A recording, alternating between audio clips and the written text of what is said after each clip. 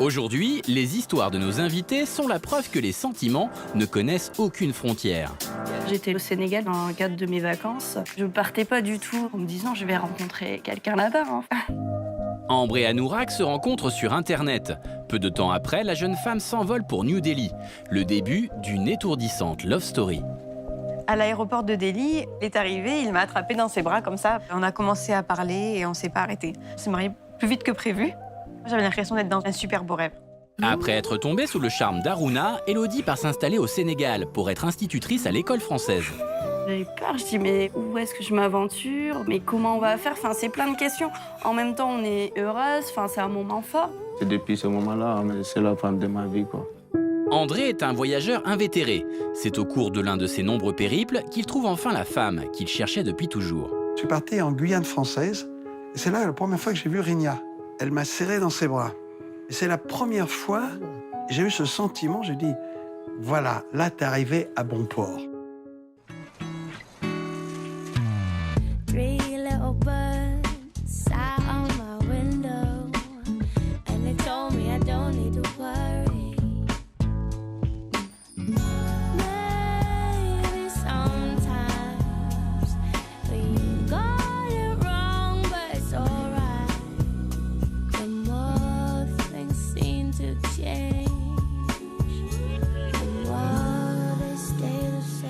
Bonjour, c'est un plaisir de vous retrouver. Aujourd'hui, avec mes invités, nous allons parler d'amour. Tous les 6 vivent des histoires pas tout à fait comme les autres, puisqu'elles ont commencé à l'autre bout du monde. Ambre a tout plaqué en France pour s'installer à New Delhi, en Inde. Elodie, elle a vécu au Sénégal avec Aruna avant que le couple ne s'installe en France. Quant à André, il a trouvé sa perle, comme il l'appelle, au Suriname. Je suis très curieux de connaître les circonstances de ces rencontres à des milliers de kilomètres. Est-ce que cela donne un goût particulier à leur amour? Quels obstacles et quels compromis cela demande? J'espère que vous allez pouvoir répondre à toutes ces questions. Ambre, comment est-ce que vous êtes rencontrés? C'était pas du tout prévu qu'il y ait une histoire d'amour. Ah non, du tout. C'était basé sur un échange pour apprendre la langue. Donc vous étiez sur un site internet pour apprendre l'indien? L'hindi, et Anourak était pour apprendre le français. Pour de vrai? Pour de vrai. Sans arrière-pensée? Sans arrière-pensée. Ok, je vous crois. Et donc, s'il y a une image forte qui résume finalement voilà, votre histoire, c'est quoi? C'est quand vous arrivez à New Delhi la première fois? C'est le jour où je suis arrivée en Inde. C'est-à-dire? Premier matin où je me suis dit, j'y suis, il y a des vaches sur la route, c'est l'Inde. Voilà. C'était vraiment cette respiration. Je me suis sentie libre pour la première fois, autant libre en fait. Et on verra tout à l'heure que vous passez d'un village de 5000 habitants près d'Avignon à New Delhi, qui est une ville immense, oui, avec beaucoup de gens. Et vous êtes sentie à l'aise tout de suite? Oui. Vous, Elodie, est-ce qu'on peut donner une image forte finalement de votre histoire? Oui. Moi, l'image forte, c'est lors de mon accouchement pour notre première fille, qui a maintenant 2 ans. C'est vraiment quand j'ai accouché, quand on me l'a posée et qu'Aruna était à mes côtés. Vous savez, chez moi, on n'a pas le droit de participer à un accouchement. Et porter mon bébé dans ma main, ça m'a donné des larmes directes dans mes yeux. On verra comment vous vous êtes rencontrés, tous les deux. Où est-ce que vous avez vécu? Quelles sont les différences culturelles? Le regard des autres? On va parler de tout ça. Ouais. Et puis, André. Donc, André, vous êtes écrivain, vous êtes conférencier, vous êtes un citoyen du monde. Vous avez visité tous les pays du monde, on pourrait dire ça? Et tous les territoires. Et tous les territoires. Sans exception. Donc, j'ai envie de dire, l'histoire a été écrite, mais pas tant que ça. Disons que rien n'était écrit, même cette vie sur la route n'était pas écrite. J'ai suivi un espèce de destin qui m'a tiré. Et bien sûr, pour voyager en stop, jamais à l'hôtel, il vaut mieux être seul. Mais j'arrive à 45 ans, un peu ras-le-bol d'être seul, et j'ai dit, là, je voudrais bien me marier. À l'époque, j'avais retrouvé un ancien amour, des tout débuts du Congo. Elle était revenue me relancer à cette époque-là. Je dis, c'est bon. Elle avait divorcé, tout ça. Donc, je dis, c'est bon, là, je vais enfin vivre avec quelqu'un en permanence. Ouais. Et c'est à cette époque-là que j'ai été au Suriname. J'avais vu Rigna, la première fois, je l'ai vu à Cayenne.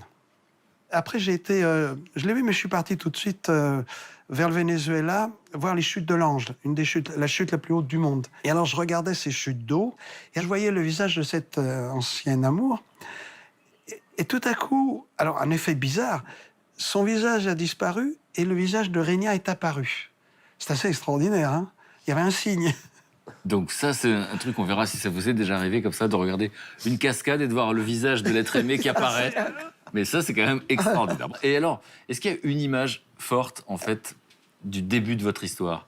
À part ces shorts et ces tongs, il y a quelque chose. Mais, Vous croyez que vous accueillez un grand écrivain, vous l'imaginez arriver habillé autrement? oui. Et il arrive en short et en tongs et là, ça vous déçoit. Mais ce que me frappait, c'est qu'il écoutait attentivement et il répondait sérieusement. Donc ça, je disais, oh là là, il est Pas si mal que ça. pas si mal. Malgré les tombes, c'est quelqu'un qui écoute. Il y a de la profondeur. Oui, il a fait... Bon, en tout cas, vous avez la sensation d'une soirée, d'un moment où vous dansez, votre fille Ah est là. oui, ça c'était plus tard. Quand Régna est apparue cette soirée-là avec sa fille, qui avait 5 ans, j'avais l'impression que c'était deux déesses qui arrivaient du ciel. Tellement elles étaient belles, elles s'étaient habillées. Mais je me suis dit, mais attends, Coco, faut pas te rater ça, là. D'accord. Donc on va rentrer dans le détail de votre histoire tout à l'heure. Alors évidemment, avant de parler de cette rencontre, on va essayer de savoir qui vous étiez avant. Donc pour qu'on imagine comme ça en quelques mots, Ambre, quel genre de vie est-ce que vous avez Alors bon, voilà, moi je suis d'un petit village, donc 5000 habitants. Et dans la j'étais région fleuriste. d'Avignon? Oui, à côté d'Avignon. J'étais fleuriste. J'avais ouvert 2 boutiques, j'étais à mon compte. J'avais une vie tout à fait classique, hein. Voiture, maison, travail. Un archétype. Exactement, donc rien qui m'amenait vers l'Inde. Hein. Mais c'est pas vrai. Vous aviez une passion très particulière et on va essayer de comprendre ce coup de foudre. Ça vient de l'adolescence. C'est qu'à l'adolescence, vous voyez un film de Bollywood. J'avais entendu une chanson. une chanson qui m'avait beaucoup plu, mais voilà, ça s'arrêtait là. C'était- Alors, c'est quoi? On va l'écouter, cette chanson. Vous allez me dire ce que vous ressentez. À l'époque, vous avez quoi, une quinzaine d'années? Oui, c'est ça. Ok. Pas du tout, mais cette chanson, elle me parle. Elle me parle, je l'aime beaucoup, je l'écoute tout le temps. Mais je connais pas Bollywood. Je connaissais que cette chanson parce que je l'avais entendue sur un téléphone, donc je connaissais même pas la vidéo, rien. Finalement, j'ai pas trouvé ce film, en plus j'en ai trouvé un autre. Ouais. Et ça a été le coup de foudre pour l'industrie du cinéma indien. C'est-à-dire que vous mettez à regarder des films quasiment un par jour? Oui, c'était devenu... Enfin, en fait, ça m'intriguait, c'était à l'opposé de ma culture. Quelque chose que je connais pas du tout. Ça m'a tellement intriguée que j'ai voulu en voir plus. Et dans les films, mine de rien, ben, ils sont tous différents et quand même tous basés sur la... Enfin, c'est quand même très basé sur l'amour. Donc, oui, ça a été vraiment un coup de foudre. Et après, c'est devenu comme une drogue. Je regardais tout le temps. Et sauf vous que compreniez pas forcément la langue? j'arrivais à le trouver avec les sous-titres. Bon, alors, ces films ont beaucoup de succès en Inde, mais pour vous, alors que c'est quelque chose que vous connaissiez pas, vous vous rappelez de ce qui vous plaît là-dedans? Ça parle d'amour, ça parle de tout ce qui était culturel, tradition. Et je trouve que c'est des films très simples, assez fleur bleue. Et puis, quand j'étais plus jeune, j'aimais toutes les trilogies de Marcel Pagnol, tout ça. Et ça m'a beaucoup fait penser à ça. Version plus colorée. D'accord. Mais ça reste Donc, c'est des du films. Marcel Pagnol, c'est Oui. une belle image. Oui, mais avec le côté moral, ou voilà, ça m'a fait penser à ça. Et du coup, c'est vrai que j'ai continué à regarder mes Bollywood très, très souvent. Et donc, vous décidez, comme ça, spontanément, à quel moment de votre vie, d'apprendre la langue? Vous dites, tiens, je vais À apprendre la partir du moment où je trouvais plus de films, des films sous-titrés. D'accord. Et donc, spontanément, vous trouvez un site qui met en relation... Donc j'ai cherché, j'ai essayé de trouver même des informations sur l'Inde, sur la culture au maximum. Et puis je suis tombée voilà, sur un site où j'ai pu apprendre un peu la langue. D'accord. Et donc, c'est sur ce site que vous vous rencontrez? Oui. Et donc, vous me disiez que vous êtes sincère et je vous crois. Donc, vous n'êtes pas en train de vous dire, waouh, parce que c'est quand même que des histoires d'amour. Oui. Donc, vous n'êtes pas en train de rêver d'une histoire d'amour. Non, en plus j'étais déjà engagée. D'accord. Donc c'était pas du tout le but. C'était vraiment parce que ça me plaisait et je voulais continuer à regarder. Et puis en plus, je suis très curieuse, donc c'était l'occasion d'apprendre quelque chose. Et parler avec quelqu'un du pays, c'était le meilleur moyen de comprendre ce que je voyais. Je comprenais pas des fois tous les rituels ou tout ce que je pouvais voir. Et là, je me suis dit, c'est top, je vais vraiment pouvoir savoir ce que c'est exactement l'Inde. D'accord. Et vous, Anurag, pourquoi est-ce que vous êtes sur ce site? Ah, c'est la même raison, pour chercher quelqu'un avec qui je peux améliorer mon français. J'ai envoyé le message à beaucoup de gens. Oui, d'ailleurs, tu avais pris des gens de toutes Beaucoup les... de gens, plus que 50, et beaucoup de gens m'ont répondu aussi. Mais elle était intéressante parce qu'elle a voulu apprendre hindi aussi. Alors, c'était facile pour moi. Vous apprenez l'hindi et vous apprenez le français. Oui, et pour moi, c'était bien. En fait, j'étais un peu choqué aussi parce que dans la photo aussi, elle était vraiment belle. Et j'étais un peu choqué qu'elle est vraiment belle. Et elle me demande d'apprendre hindi, c'est un change. D'accord. Sur les 50, on sait pourquoi vous l'avez choisi. Oui, parce qu'on n'avait pas pris que des filles. Hein. Et on presque parlait tous les jours. Là, vous Et- faites des cours, finalement, des cours tous les jours. Ah oui, oui. Sauf le week-end. week-end. Sauf le week-end.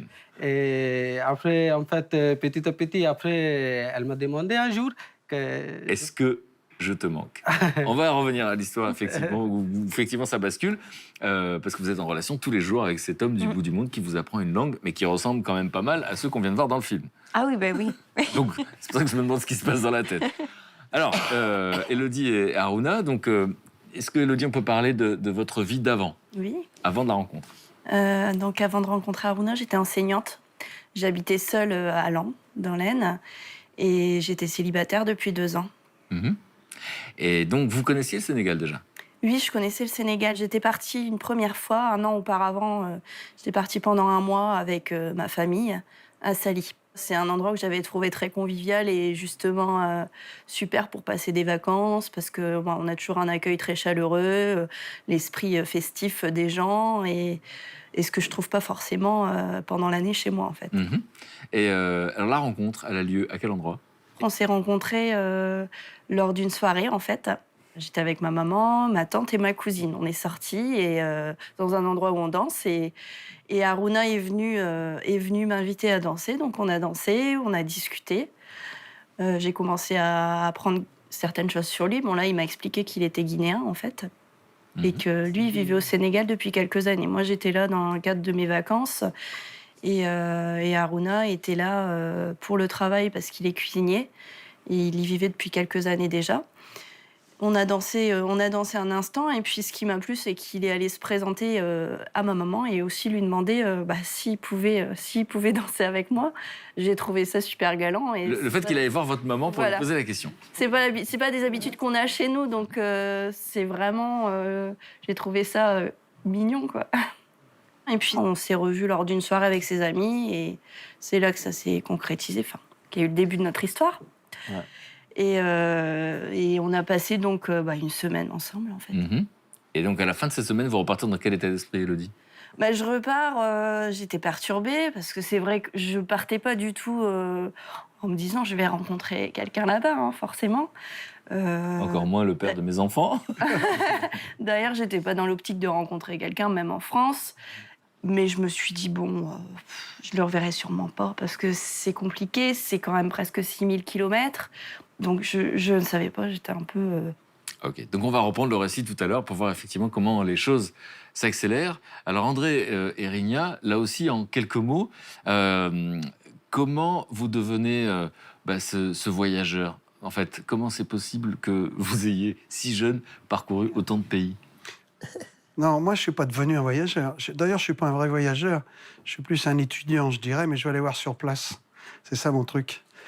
J'avais ce rêve, en fait, de visiter tous les pays du monde et tous les territoires. C'est fait, mais ça m'a quand même pris plus de 50 ans et j'ai rien fait d'autre dans la vie, d'ailleurs. J'ai pris une vie sabbatique.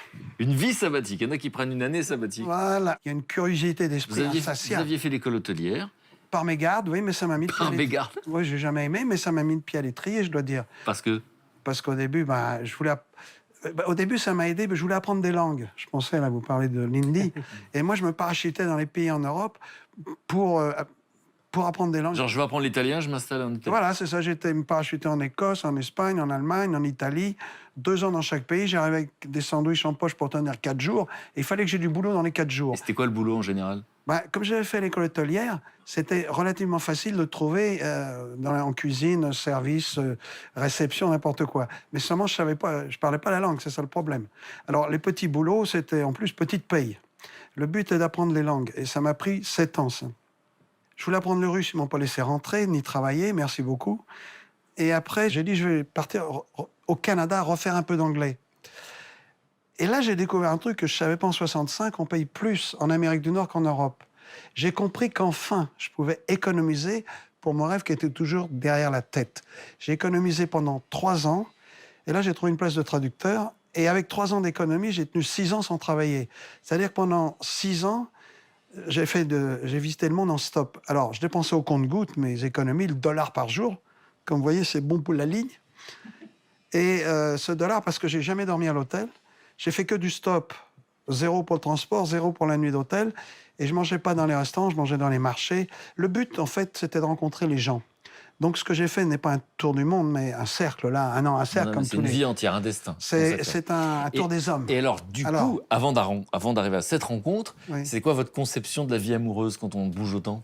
Bon, eh ben moi, ma conception va vous faire marrer, mais quand on voyage, il y a 3 animaux très dangereux. Ah, il y en a un, c'est le moustique. Bonjour, quand il attaque, on dort pas. Hein.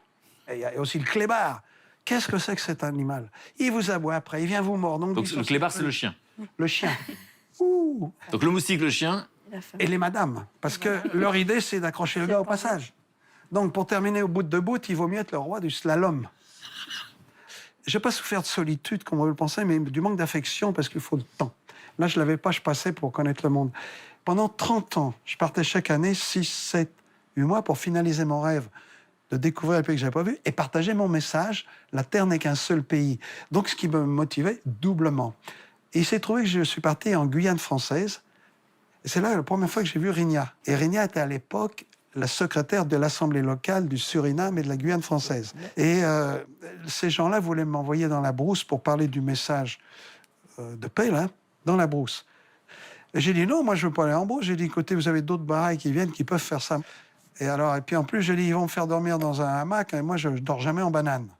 Alors, ça y a pas plu à madame. Parce que... Ça, c'est la blague que vous n'avez pas aimée. Non. Parce que dans la bouche d'un grand voyageur, ça a l'air presque raciste.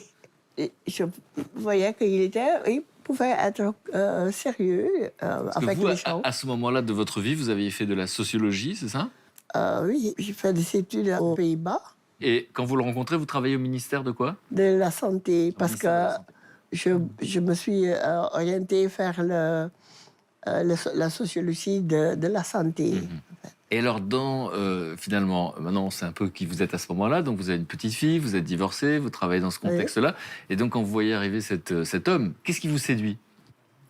Le fait qu'on voit la même vue. La même vision. Vous aviez donc la même vision de ce monde, Oui. pour qui le Tout à monde fait. est un pays et la paix est inéluctable. Oui. C'est ça, oui. Et effectivement, quand on vous regarde, on a l'impression que vous le partagiez même sans le Non. savoir. Et donc, ça vous réunit. On verra la suite de l'histoire, parce que vous avez une petite fille. On verra où est-ce que vous décidez d'habiter.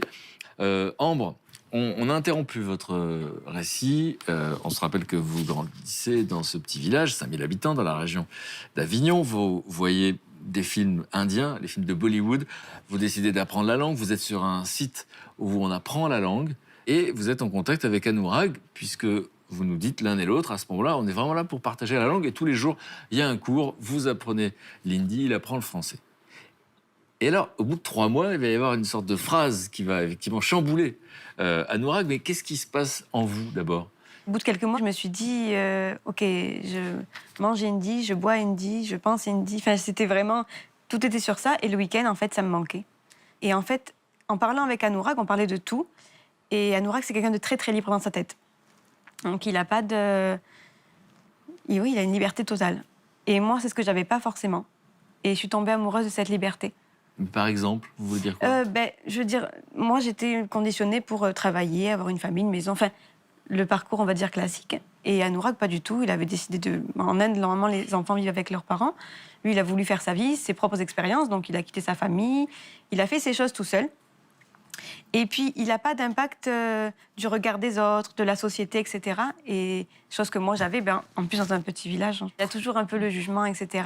Et sa liberté m'a donné envie, en fait. Et donc, à ce moment-là, il faut dire que ça fait 3 mois que vous communiquez par écrit. Ouais. Vous ne vous êtes jamais vus, vous n'avez pas fait de vidéoconférence. Même 5 mois, presque, ouais. 5 mois. En fait, je me disais, je suis en train de tomber amoureuse de quelqu'un que je ne connais pas parce que j'avais vu qu'une photo qui ne me plaisait pas. Pourquoi ça vous plaisait pas? C'est une photo très stricte, très, très formelle. Et en fait, il n'est pas comme ça dans la vie du tout. Et ce qui dégage sur cette photo, c'est pas lui. Mais c'est pas grave, je me suis quand même tombée amoureuse de lui sans...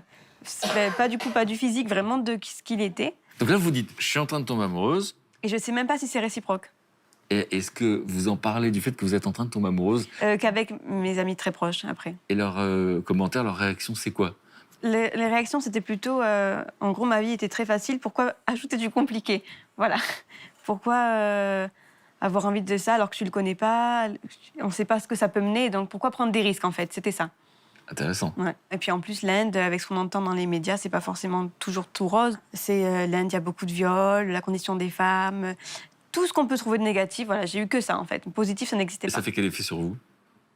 Au début, ça m'a un petit peu inquiétée. Enfin, inquiétée, oui et non, parce que je le savais. Et en fait, après, je me suis dit, je m'en fiche. Enfin, c'est pas grave. J'ai envie de le rencontrer. Après, C'est un pays qui me fascine. C'est pas possible qu'il y ait autant de différences entre leur culture cinématographique et ce qu'on m'a montré. Il doit y avoir un juste milieu. Voilà. Donc, du coup, j'ai voulu voir Voir par vous-même. Et alors, donc, vous prononcez cette phrase, c'est-à-dire que c'est prémédité. Est-ce que tu penses à moi en dehors j'ai mis des du cours? temps avant de l'écrire. Et puis après, je me suis dit, il faut que je me lance, il faut que je sache. Et donc, je lui ai demandé s'il pensait à moi en dehors des cours, quoi. D'accord, donc là vous appréhendez, vous attendez la réponse. Ah là, oui, j'imagine. j'étais en stress. J'attendais qu'il me réponde. Et donc, vous, quand vous recevez cette question, est-ce que tu penses à moi en dehors des cours? Ça vous fait un choc parce qu'en fait, vous-même, vous aviez la même sensation? Au début, non. Au début, j'ai juste pensé que j'ai une amie française et c'était suffit pour moi. Mais en plus, j'ai jamais décidé que je vais me marier dans ma vie. J'ai fermé les portes de mon cœur. Et j'ai décidé que je ne vais pas tomber amoureuse avec quelqu'un. Parce que c'est vraiment douleur, en fait. Et donc vous, Anourak, vous faites partie de ces gens qui décident de ne pas tomber amoureux. Ah, en fait, j'ai essayé. Après, j'ai échoué. Mais, Un bel échec. mais j'ai essayé. Donc elle a le trac. Elle dit, je pense à toi le week-end. Est-ce que par hasard, tu penses à moi le week-end? Vous avez un choc. C'était vraiment difficile parce que pour donner les cours de yoga, je n'arrivais pas à concentrer sur mes cours de yoga. Et là, vous faites n'importe quoi. Quand j'ai fermé mes yeux, il y a l'image d'elle. Et c'était vraiment difficile. Alors, donc André, il voit l'image de Rigna dans la cascade. Et vous Moi, faites ma des cours de méditation. yoga. Et là, vous avez son image qui est tout le temps ici. Et alors, c'était vraiment difficile. Et, quand je suis rentré chez moi, et puis je lui ai dit que oui, en fait, c'est vrai que je pense aussi. Alors, je reviens donc du côté d'Avignon. Vous recevez donc de New Delhi cette réponse. Oui, moi aussi. Qu'est-ce que vous vous dites à ce moment-là? J'ai senti qu'il avait sorti tout ce qu'il avait sur le cœur. Que, ben voilà, ces émotions qu'il ne voulait pas tomber amoureux, mais que finalement, peut-être au fond de lui, ben, j'étais la personne qu'il attendait, et voilà. Mais à cet instant précis où il dit ça, Oui. vous ne vous êtes toujours pas vu. Non. Lui, il avait vu quelques photos de moi, un peu plus, mais moi, non, toujours pas. Bon, il vous trouvait jolie dès le départ. Il a Oui. dit. Vous, pour l'instant, il n'est pas votre genre, il est trop sérieux, trop formel. Et donc, vous allez vous donner un rendez-vous virtuel. Oui, Alors là, vous vous préparez, c'est-à-dire quoi? pour la Saint-Valentin. Donc, la fête des amoureux, vous avez un rendez-vous virtuel. Et alors là, vous vous préparez, vous parfumez, quoi. Ah, presque, oui. Oui, mais je me suis dit, je vais allumer ma caméra avant pour voir à quoi je ressemble de la caméra. Donc, vous faites des tests de caméra avant. Vous appelez un directeur Si j'étais bien photo. coiffée. Donc, pour le premier rendez-vous Oui. virtuel. Et c'est paradoxal parce que vous voulez plaire à quelqu'un qui ne vous plaît pas. Oui, mais oui. Et donc, vous vous rappelez de la première apparition en vidéo? Oui, la première fois qu'on a parlé, c'était vraiment magnifique. En fait, toujours, elle est magnifique pour moi. À partir de photos jusqu'à maintenant, toujours, elle est magnifique. Mais vous vous rappelez du premier dialogue, la première fois que vous parlez? Ah, c'était en fait difficile parce que même si on a dit je t'aime avant, mais devant la caméra, c'était vraiment difficile. Et c'est passé exactement pareil quand elle est venue première fois en Inde. Alors, Et ça, à l'aéroport. on va raconter cette scène parce que ça, c'est pas rien. C'est-à-dire qu'on a vu que les choses se passent pas comme prévu. Donc, vous êtes troublé, etc. Vous pensez à lui, il dit que c'est réciproque. Vous avez ce premier rendez-vous donc de vidéoconférence sur Internet. Vous, quel souvenir vous avez de ce moment? J'ai été rassurée parce que finalement, il me plaisait beaucoup. Non, puis il était complètement différent. Je l'avais vu très formel sur une photo de yoga, etc. Là, il était souriant, très chaleureux. Solaire. Ouais. Et donc, à quel moment vous prenez la décision d'aller vous confronter à la réalité? Bah déjà, moi, c'est un pays qui me plaisait. C'est l'occasion, il faut que je parte. Voilà. Il fallait que je parte, que j'aille voir. Et Le pays. tout. Ok. C'était un tout quand même. C'était un tout. Et puis, Qu'est-ce qu'on vous dit autour de vous? que je suis folle. Qu'il ne faut pas que je parte. C'est trop dangereux, une fille seule, une fille qui n'a jamais quitté son village, prendre l'avion toute seule. Je ne parlais pas très bien anglais, encore pas très bien non plus hindi, donc c'était risqué dans le sens où s'il ne venait pas me chercher à l'aéroport, les gens me disaient « Qu'est-ce que tu vas faire si tu arrives à l'aéroport, il n'est pas là ?» Et vous répondiez quoi? Ben, je verrai, j'improviserai. Elle-même savait anglais. Même maintenant, Non, aussi, je elle ne savais savait pas. pas, anglais. vraiment. Mais c'est très intéressant ce que vous racontez. Et je pense à ceux qui nous regardent et qui parfois sont tiraillés entre l'intuition et la raison, entre leurs propres envies et les commentaires des autres qui finalement pensent nous protéger. Ah oui, puis c'est que du négatif. Enfin, j'ai pas eu. Personne m'a dit vas-y. Vas-y, suis ton cœur, ou personne. Et... Fallait m'appeler, je vous aurais dit ça. Hein. Ah oui. Je leur dis foncez. Et puis finalement, ça me paraissait trop évident, il fallait que je parte, donc je suis partie. Et alors, vous arrivez, vous descendez, donc vous sortez, c'est de nuit, vous vous Voilà, rencontrez à c'est l'aéroport. de nuit et en plus, à l'aéroport de Delhi, il faut sortir. Je veux dire, vous avez des gens qui attendent, mais il y en a très peu à l'intérieur. Sinon, on vous attend à l'extérieur en général. Ouais. Premier petit banc de gens, il n'est pas là. Bon, je vais sortir. Et là, je me suis dit, bon, c'est la nuit, je suis dehors. S'il n'est pas là, je ne sais pas ce que je fais. Et puis, je ne le vois pas. Et en fait, il s'était caché. Ah, c'est votre genre. Il s'était caché et il est arrivé, il m'a attrapé dans ses bras comme ça par derrière. Et là, je me suis dit, c'est bon, allez, il est là, maintenant je vais être prise en main, donc c'est bon. Vous vous rappelez ce que vous vous dites à ce moment-là, à cet instant précis? C'est vraiment un... C'est bon, j'y suis arrivée, je suis en Inde et il est là, il m'attendait. En plus, j'ai bien aimé sa petite surprise, j'ai trouvé ça mignon, donc c'était chouette. Et donc là, il y a plein de nouvelles informations. Parce qu'encore une fois, le courant passe parfois à l'écrit, et puis d'un coup, dans la réalité, Ah c'est oui, même oui. pas une histoire de physique, c'est une histoire de connivence. Et donc là, il y a une complicité, une connivence. Ah oui, oui, tout de suite. On a commencé à parler et on s'est pas arrêté. Enfin, ça a été vraiment... J'avais l'impression que c'était... on se retrouvait. On se retrouvait, on se connaissait déjà, c'était tout naturel. Donc là, vous allez passer 15 jours, Mm. qui pourraient ressembler à des vacances. Oui.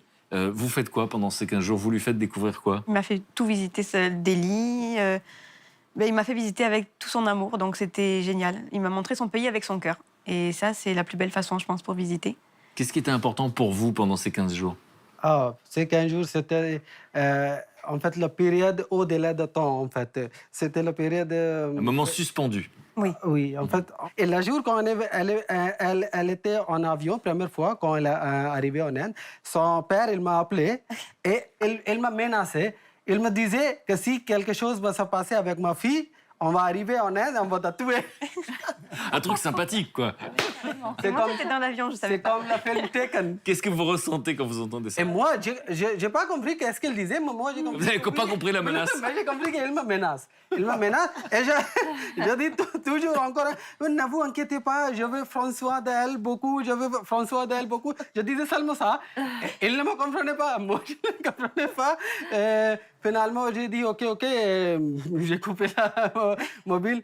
Et le premier jour, quand elle est arrivée au aéroport, c'était en fait, j'avais pas les mots. En fait, je demandais au univers qu'est-ce qui se passe dans ma vie, comment c'est passé. Qu'est-ce que c'est que cette histoire? Oui, en fait, qu'est-ce que c'est? Même maintenant, on est mariés, c'est juste incroyable. Alors, en fait. si c'était aussi incroyable, aussi magique, vous êtes dans quel état d'esprit au bout de 15 jours quand vous vous séparez? Ah, c'était que comme l'univers ou Dieu m'a donné un joli cadeau et après... Donc là, on vous reprend le cadeau. Mais vous êtes convaincu au fond de vous que vous allez vous revoir. Il n'y a pas d'inquiétude. Ou il y a une inquiétude. 50-50. 50-50. Oui. Vous ne savez pas ce que la vie va... Non. Parce que, oui, c'était difficile. Et en plus, elle est venue en Inde dans la période quand il y avait son anniversaire. Elle est venue en avril et son anniversaire est 14 avril. Et le 14 avril, le premier anniversaire avec moi, on est venu à Taj Mahal, le bâtiment C'était de le Taj l'amour. Mahal, le temple de l'amour. Oui, c'est le cadeau pour elle. Je lui ai montré Taj Mahal sur son anniversaire. C'était là. Enfin, ces 5 jours, c'était magnifique, en fait. Il y avait beaucoup de symboles. Oui. Et après, quand elle est partie, c'était vraiment douleur, en fait, vraiment. Et c'est pour ça que je ne voulais pas tomber amoureuse de quelqu'un, parce que moi, je sais Et voilà, j'y suis. Je suis en train de souffrir. la souffrance. Je ne veux pas cette souffrance. Et vous, quand vous vous séparez, vous êtes dans quel état d'esprit? Moi, j'avais l'impression d'être dans une bulle et j'avais fait un super beau rêve. C'était plus... j'ai pas compris tout de suite. Mais par contre, après, quand je suis revenue dans mes habitudes, en fait, là, je me suis dit, je sais pas quand c'est que je vais y retourner. On n'avait pas de date. Et ça, c'est difficile. Mais parce que vous étiez convaincu que vous allez vous revoir. Ah oui. En fait, moi, je me suis dit, bon, maintenant, c'était génial. On va voir si ça continue, même avec la distance, parce qu'on ne sait pas quand je vais revenir. Est-ce qu'il va y avoir toujours ce contact, cet amour, ou est-ce que finalement, c'était super et puis c'est fini? Et c'était vraiment le test de rentrer en France. Encore un suspense, de l'inconnu. Oui. On verra ce qui s'est passé tout à l'heure. Est-ce que ça tient, voilà, ou Est-ce pas? que ça tient? Question. C'est bien, vous faites le suspense avec moi. Oui. Bon, on a la réponse, hein, on a le dénouement. Oui. Mais on verra quels obstacles il y avait sur le chemin. Juste, André et Rigna, un tout petit mot sur cette histoire, ce que vous venez d'entendre. Qu'est-ce que ça vous dit? Autrement dit, elle partait en terrain inconnu. Ben oui. Voilà. Et donc, là aussi, juste un petit mot sur ce que vous venez d'entendre. Votre sensation? Ma sensation, c'est on se reconnaît aussi en eux et on revit ce que nous, on a vécu. Donc, Avec les mêmes interrogations, le même inconnu finalement. ouais, tout à fait. Ouais. Donc vous vous êtes rencontrés, on se le rappelle, donc vous êtes au Sénégal, c'est des vacances pour vous, les vacances se terminent, vous rentrez en France et vous dites que c'est un amour de vacances pour vous. Voilà. Vous pensez ça ou Tout en, pas vraiment? enfin, tout en pensant au fond qu'il allait me manquer. Je le savais déjà qu'il allait me manquer parce que ça me rendait triste de partir, de le laisser. Et vous, Aruna, après ces 15 premiers jours, quand vous vous séparez, vous êtes dans quel état d'esprit? À un moment donné, je me sentais toute seule, quoi. Même tous mes copains, ils me disaient que ça y est, il est amoureuse, c'est comme ça, tout le monde me bratinait comme ça. Mais j'étais tout le temps sur mon ordi, le soir, le matin, pendant la pause, on parlait tout le temps sur le Skype. D'accord. Donc vous vous on se séparez, voyait. mais finalement vous êtes toujours en lien. Ah oui, Très oui. vite, le lendemain. Le lendemain, on était déjà à se parler via Internet. Donc, et puis tous les jours, parce que moi, j'étais encore en congé. C'était durant le mois d'août. Donc, en fait, tous les jours, je me connectais et tous les jours, on pouvait discuter. Et donc vous décidez de revenir dès que c'est possible. Oui, moi, étant enseignante, j'étais en vacances au mois d'octobre. Donc, 2-3 mois plus tard, j'ai pu revenir. Et en fait, je suis revenue régulièrement à chaque congé, à chaque Et vacances. alors, justement, la première fois qu'on revient, quelles questions on se pose? Parce que la magie existe toujours. Voilà, ouais, ça fait un peu peur parce que bon, on s'est dit, on l'a laissé. Il y a eu plusieurs mois qui se sont écoulés. On a parlé effectivement sur Internet, mais on est plein de questions parce que c'est plus d'engagement aussi, le fait de revenir. Bon, le fait de se rencontrer, c'est déjà une chose, mais le fait de revenir, c'est aussi un engagement, je pense. Mhm. Donc j'étais pleine de doutes. Je me suis dit bon, comment ça va se passer? Et finalement, comment se passe cette deuxième fois? Ça s'est très bien passé. Moi, il savait que je revenais, mais il n'est pas venu à l'aéroport. En fait, il y a quelqu'un qui est venu nous chercher et je suis arrivée un peu par surprise parce qu'il savait pas. Il savait que j'allais revenir, mais il savait pas le jour, l'heure, etc. Et en fait, je suis allée au lieu où il travaille, à son restaurant. Il était absent. Il était très tard le soir. Donc, je l'ai eu au téléphone. Donc, il était avec ses copains. Alors, il y avait pas de souci. D'accord. Mm. Et la réaction? Alors en fait, on s'est croisés parce que lui, il a vu que j'étais là, il a compris que j'étais là, forcément. Moi, j'ai pris un taxi de mon côté, il a pris un taxi tout de suite, il a dû sauter dans un taxi. Bon, après, c'est un village, hein, c'est pas très grand, donc on a fini par se retrouver. Et puis là, il m'a pris dans ses bras, il était super content. Enfin, on était super contents tous les deux. Et voilà, il y avait déjà moins de doutes à ce moment-là. Vous vous rappelez de cette surprise? Quand on s'est retrouvés, laisse tomber, c'était la grande fête. Mhm. On s'est vraiment rendu compte que c'est depuis ce moment-là, on est même plus sûr que c'est la femme de ma vie, quoi. À quel moment vous vous dites ça? Depuis qu'elle est revenue La deuxième fois. et que c'est après qu'on a vraiment, j'ai senti, parce qu'au début, quand elle est partie, je sais qu'elle va partir dans quelques jours. Donc je m'inquiétais tout le temps, et que c'est vrai que j'avais eu un coup de foudre et que c'est très dur. Pour moi, même la nuit, pour dormir, c'était un problème. Et là, vous dites c'est la femme de ma vie. Parce que c'est fort comme Voilà. phrase. Ah oui, oui. Et à quel moment on parle de mariage? En fait, je suis revenue une première fois aux vacances de la Toussaint, où là, on a passé nos vacances. Bon, tout s'est bien passé. Et je suis revenue aux vacances de Noël. Et c'est là où, le soir du 31, il m'a offert une petite boîte avec un poème en écrivant que j'étais la femme de sa vie, qu'il m'aimait, qu'il Qu'est-ce que voulait vous vivre ressentez à avec ce moment-là? Encore une fois, j'ai trouvé ça super galant parce que c'est pas des habitudes qu'on a chez nous. Ou alors, je suis pas tombée forcément sur les bonnes personnes, peut-être. Mais en France, j'avais jamais eu Si, j'en avais eu au collège, peut-être. Des petits poèmes d'amour, mais sinon, j'avais jamais eu ça vraiment écrit sur un petit morceau de papier. C'était peut-être pas grand-chose, mais tu vois, c'est vraiment... j'ai trouvé ça beau. Mhm. Et où il me disait que j'étais la femme de sa vie, qu'il m'aimait, que... J'ai pas compris que c'était une demande en mariage. Il y avait une bague, mais pour moi, c'était juste une déclaration. Et après, il s'est mis à genoux. J'ai toujours pas compris. Bon, je dis, c'est une nouvelle an, il va être bientôt minuit. C'est vrai que c'était le 31. Après, en discutant, j'ai compris que non, c'était une demande en mariage. Mais comme il n'avait pas formulé exactement les mots, lui, il s'était mis à genoux. Mais bon, il pensait que c'était juste comme ça pour me montrer son amour. Et Et je trouvais ça un peu rapide, peut-être. Et après, j'ai compris que c'était une demande en mariage. Comment vous réagissez à l'intérieur? Waouh, c'était... j'ai eu peur quand même. J'ai eu peur. Je dis, mais où est-ce que je m'aventure? Mais comment on va faire? Enfin, c'est plein de questions. En même temps, on est heureuse. Enfin, c'est un moment fort. Et en même temps, j'étais pleine de peur parce que je dis, ça va pas être possible.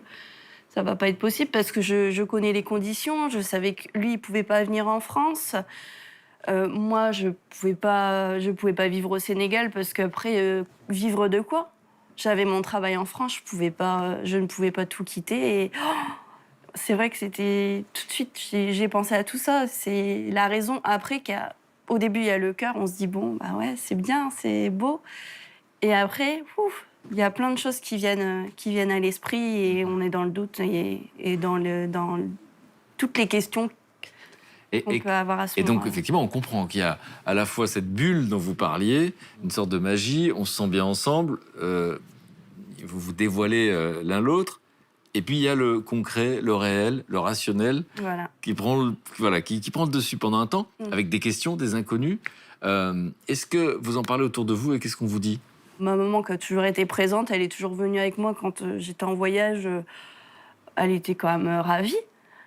Après, je crois que j'en ai pas parlé tout de suite à mon père. Parce que mon père, il a su un peu... il a connu notre union un peu plus au dernier moment. Je n'osais pas trop Pourquoi aborder le sujet.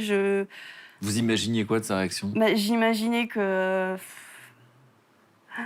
qu'il allait être dans le doute total. Pourquoi? Trop de différences? Pas les différences, parce que lui, il voyage beaucoup aussi. Il vient beaucoup au Sénégal, donc il aime beaucoup ce mélange de cultures. Mais je suis sa fille, donc je pense que c'est différent dans ces cas-là. Il allait plus... On se rappelle que le papa de Ambre a menacé. Ouais, c'est vrai. Bah moi, il n'a pas eu le temps de le menacer parce qu'il était au courant de notre relation, mais après, il savait rien, quoi. Il n'avait pas le numéro, enfin... Je lui avais pas dit grand-chose. Alors, on va parler effectivement de ce mariage qui a eu lieu. On va parler du vôtre aussi, Ambre, ce qui ressemble quand même beaucoup à ce qu'on voyait dans les films de Bollywood. Régna et André, il faut qu'on se rappelle, et je le dis pour les téléspectateurs qui nous rejoignent, donc effectivement, vous êtes plus qu'un voyageur, vous êtes un citoyen du monde, vous avez visité tous les pays de la planète, vous avez la quarantaine, finalement, à force d'avoir slalomé, vous vous dites, bon, j'ai besoin de me poser, de faire une vraie rencontre.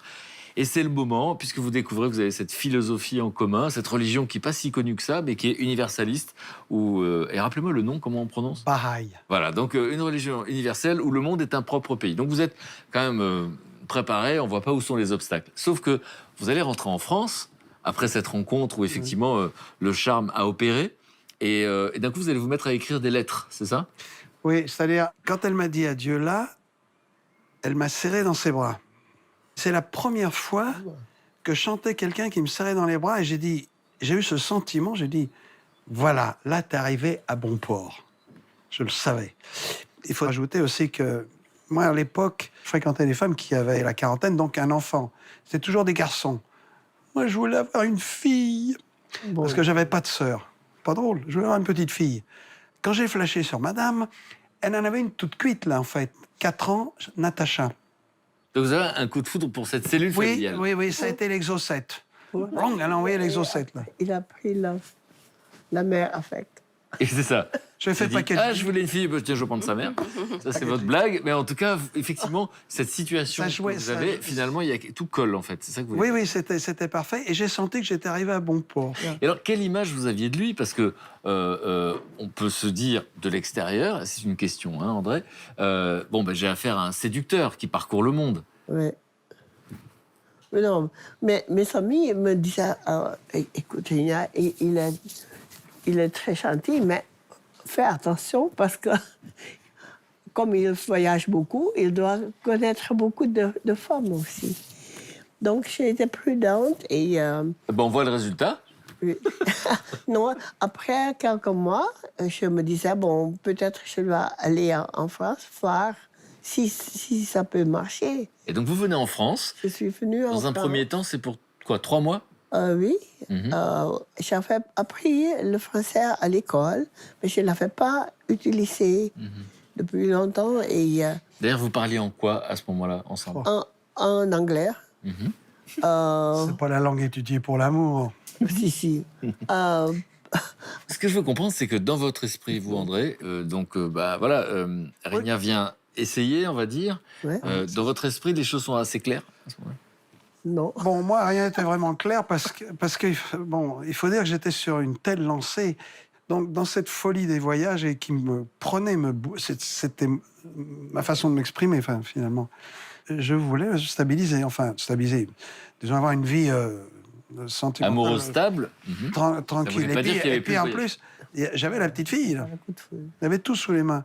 Donc j'écrivais des lettres. Alors elle trouvait ça formidable. Moi, je ne sais pas si c'était formidable, mes lettres. Et puis elle est venue, mais Après 3 mois, toi, tu devais faire... elle est repartie. Moi, j'avais mes voyages en tête. Oui, il devait faire... Un jour, elle passe à Tahiti, elle débarque à Tahiti. Je débarque, je descends en bas de la passerelle qu'il y avait, madame. Ouais. Surprise. Régnier était là. Je sais pas, moi, je pensais qu'elle arrivait après mon arrivée à moi. Non, elle était là avant. Qu'est-ce que vous D'ailleurs- ressentez à ce moment-là? J'étais encore pas emballé à 100%. On l'a compris à sa réaction. Je me dis, mais là, attends, qu'est-ce que Mais je fais? comment... Et après, tu es ça- revenu en France. Non, mais je suis retournée au Suriname. Oui, hein. Et toi, tu es rentré en France et tu me téléphonais chaque jour. C'est vrai? Oui.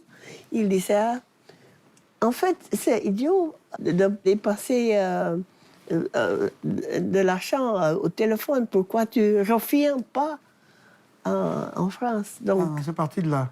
oui. Donc, je cherchais un appartement pour Natacha et moi. Et là, on a vu un appartement et je disais, ah oui, ça va bien pour moi, oui, et Natacha. Et il dit, non, mais ça sera dommage de payer pour 2 appartements. Il faut mieux qu'on se marie. Bon, ça, c'est un... Ça, c'est romantique. Ça, André. c'est... Ah, tout à fait. Elle me l'a rappelé, je l'avais oublié, celle-là. J'oublie les Parce que là, on a détails. eu des belles déclarations, et là, d'un seul coup, c'est bon, c'est plus pratique. la même chose. On va se marier. Ça s'appelle la pudeur ou Voilà, Ouais, elle me l'a rappelé, après, mais j'avais oublié. Et on s'est mariés.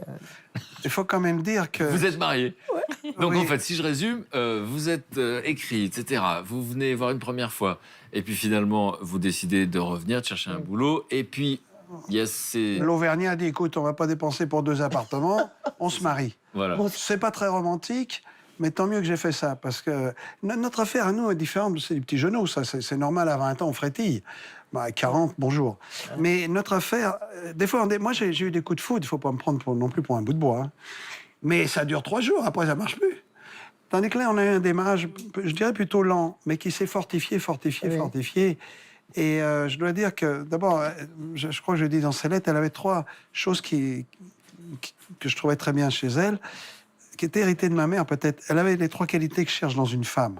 D'abord, d'être féminine. Une. Deuxièmement, le courage. Je trouve courageuse, je la trouve très courageuse, et elle me laisse toujours bouche ouverte jusqu'à aujourd'hui. Elle est très courageuse. Et la finesse d'esprit. Parce qu'elle a appris la langue française, mais c'est pas facile. Et puis, on s'est aperçu d'une chose, et peut-être ça joue aussi peut-être chez vous, c'est qu'il y a la langue, et j'ai découvert qu'il y a une chose, des codes derrière. Je prends un exemple. Quand on est en français, les Français entre eux, les Gaulois, là, ça, c'est pas mal. Ils comprennent tous que c'est très bien. Mais un étranger qui entend ce n'est pas mal, ça ne veut pas lui dire que c'est bien. Alors attendez, on réagit tout de suite. Ambre. Non, c'est ça, il y a le Ah oui, code non, derrière. je comprends tout à fait. Moi, j'ai des discussions avec Régnier que j'aurais pas avec une Française de souche. En plus, j'ai découvert que j'étais un Français de souche, à 50 piges. Un jour, au début, elle parlait pas français. Ça sonne à la porte. Toi, le Français de souche, va ouvrir. Je me suis senti comme un tronc d'arbre. En plus, ma fille m'appelait Papou, je m'avais avec un os dans le nez. Enfin bon, c'était... Donc c'est intéressant parce qu'effectivement, on va parler de ces mariages, et puis après, effectivement, j'ai besoin que vous échangiez sur ces petites différences qu'on n'imagine pas. Parce que finalement, l'amour est plus fort que tout, on le voit, mais après, il y a effectivement ces choses assez incongrues, assez cocasses, dont on se rappelle des années plus tard. Ambre, donc on l'a compris, une histoire contre toute attente. Autour de vous, personne n'y croit vraiment. Vous écoutez votre intuition. En plus, vous rencontrez quelqu'un qui vous parle des choses avec le cœur. Et donc, finalement, vous avez communiqué au début pour apprendre la langue. Ensuite, vous vous êtes rencontrés. Et puis, vous y êtes retournés. Et puis, vous décidez de vous marier. Comment est-ce qu'il vous demande un mariage ? Ben d'abord, j'y suis retournée plusieurs fois. C'était après plusieurs fois. Et à chaque fois que j'y vais, bon, c'est aussi, il y a le côté visa. Il y a le côté visa, on n'est pas libre de vivre notre amour tel qu'il est. Donc du coup... C'est d'un seul coup, au milieu de notre histoire, il y a l'administration. Oui, on en a parlé au départ aussi vite à cause de ça. Et sur le coup, moi, ça m'a pas plu, j'avais dit non. Parce que je voulais pas me marier pour avoir la facilité, visa, ça me plaisait pas la raison. J'avais dit non, et puis après, il m'a dit, Ambre, je t'aime, c'est avec toi que je veux vivre. Je vois pas pourquoi je serais séparée de toi à cause des visas. Et je me suis dit, c'est vrai, en fait, c'est trop bête d'être séparée à cause de ce genre de choses. Et donc, du coup, c'est pour ça qu'on s'est mariés plus vite que prévu et qu'on a lancé le côté mariage. D'accord. Et donc, ce mariage, il y a des images. On va regarder. Je vous laisse nous dire un petit peu, on n'est pas obligé de commenter chaque image. Mais là, effectivement, on a l'impression d'être à Bollywood.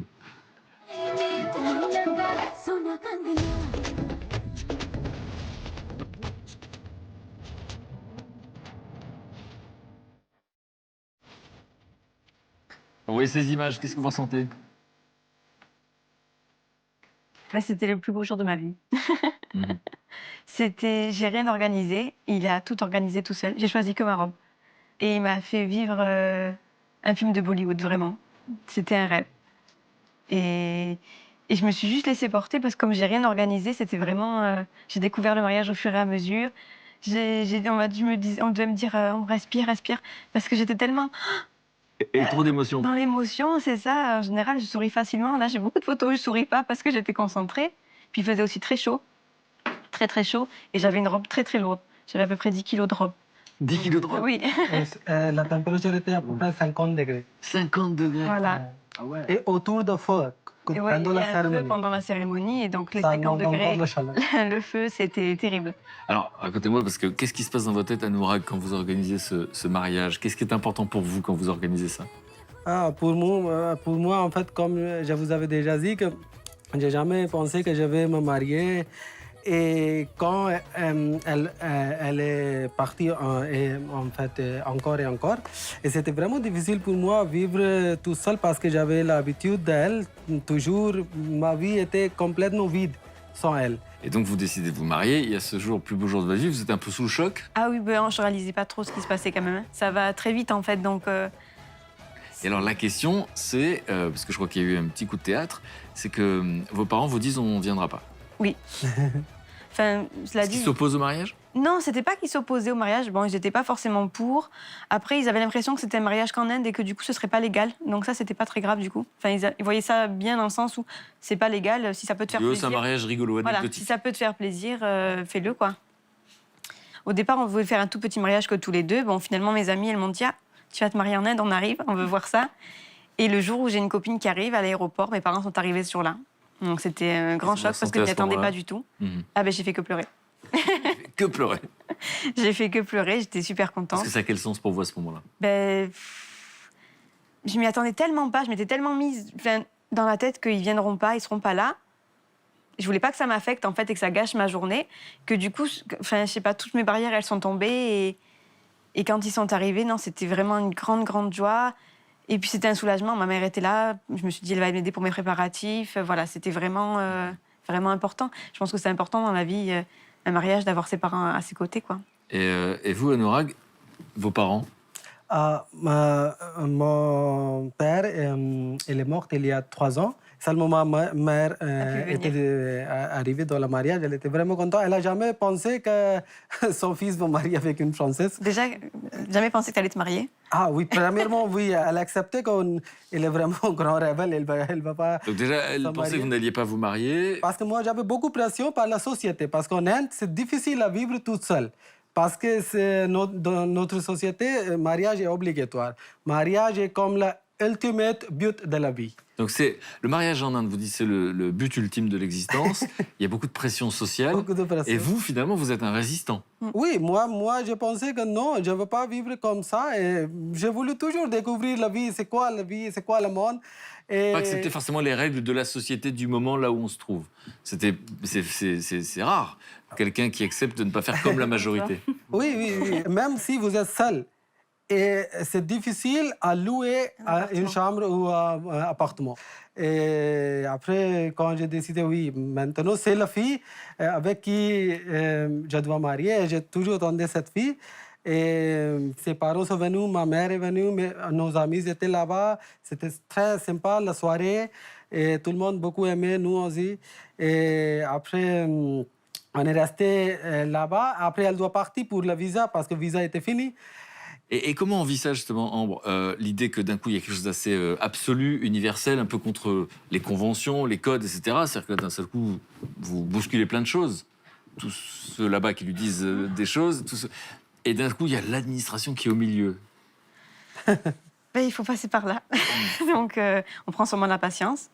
Et puis, on essaye de faire au mieux pour que ce soit le plus rapide possible. Quoi, hein, mais... Alors on va voir la suite de l'histoire tout à l'heure, mais auparavant, Aruna et Elodie, est-ce que vous pouvez nous raconter finalement, après ce coup de foudre, après ces allées et venues où tout se confirme, effectivement, Aruna a dit les mêmes mots, hein, il a dit quand vous n'étiez pas là, il y avait comme un vide, il y avait quelque chose, une forme de solitude, quelque chose d'assez fade, et vous décidez de vous marier. Comment se passe le mariage? Dans quelles conditions? Dans quel état d'esprit? Voilà, on a décidé de se marier. Même chose que vous, on pensait aussi au côté visa. Malheureusement, on se disait que si on voulait vivre ensemble, c'était ça aussi. C'était qu'il fallait qu'on se marie plus rapidement qu'un couple normal, entre guillemets. Et, Pour pouvoir passer du temps ensemble. pour Parce que sinon, à pouvoir chaque être fois- ensemble. Parce que moi, l'objectif, enfin, à l'époque, c'était qu'Aruna vienne vivre en France. Parce que moi, je ne pouvais pas vivre au Sénégal, j'avais mon travail, je suis fonctionnaire. Je ne pouvais pas tout quitter en me disant, voilà, si je quitte mon travail, je ne le retrouverai pas en rentrant. Ou je ne le retrouverai pas au Sénégal non plus. Donc très vite, on a parlé de mariage. Et ce qui était important pour Aruna, en tout cas, c'était le mariage religieux dans un premier temps. Donc c'était au mois de juillet. Ouais. Pendant un séjour au Sénégal.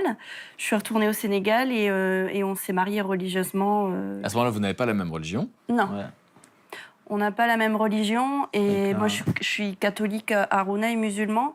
Et ça lui tenait à cœur de faire le mariage religieux, d'autant plus que il est allé annoncer à sa famille en Guinée.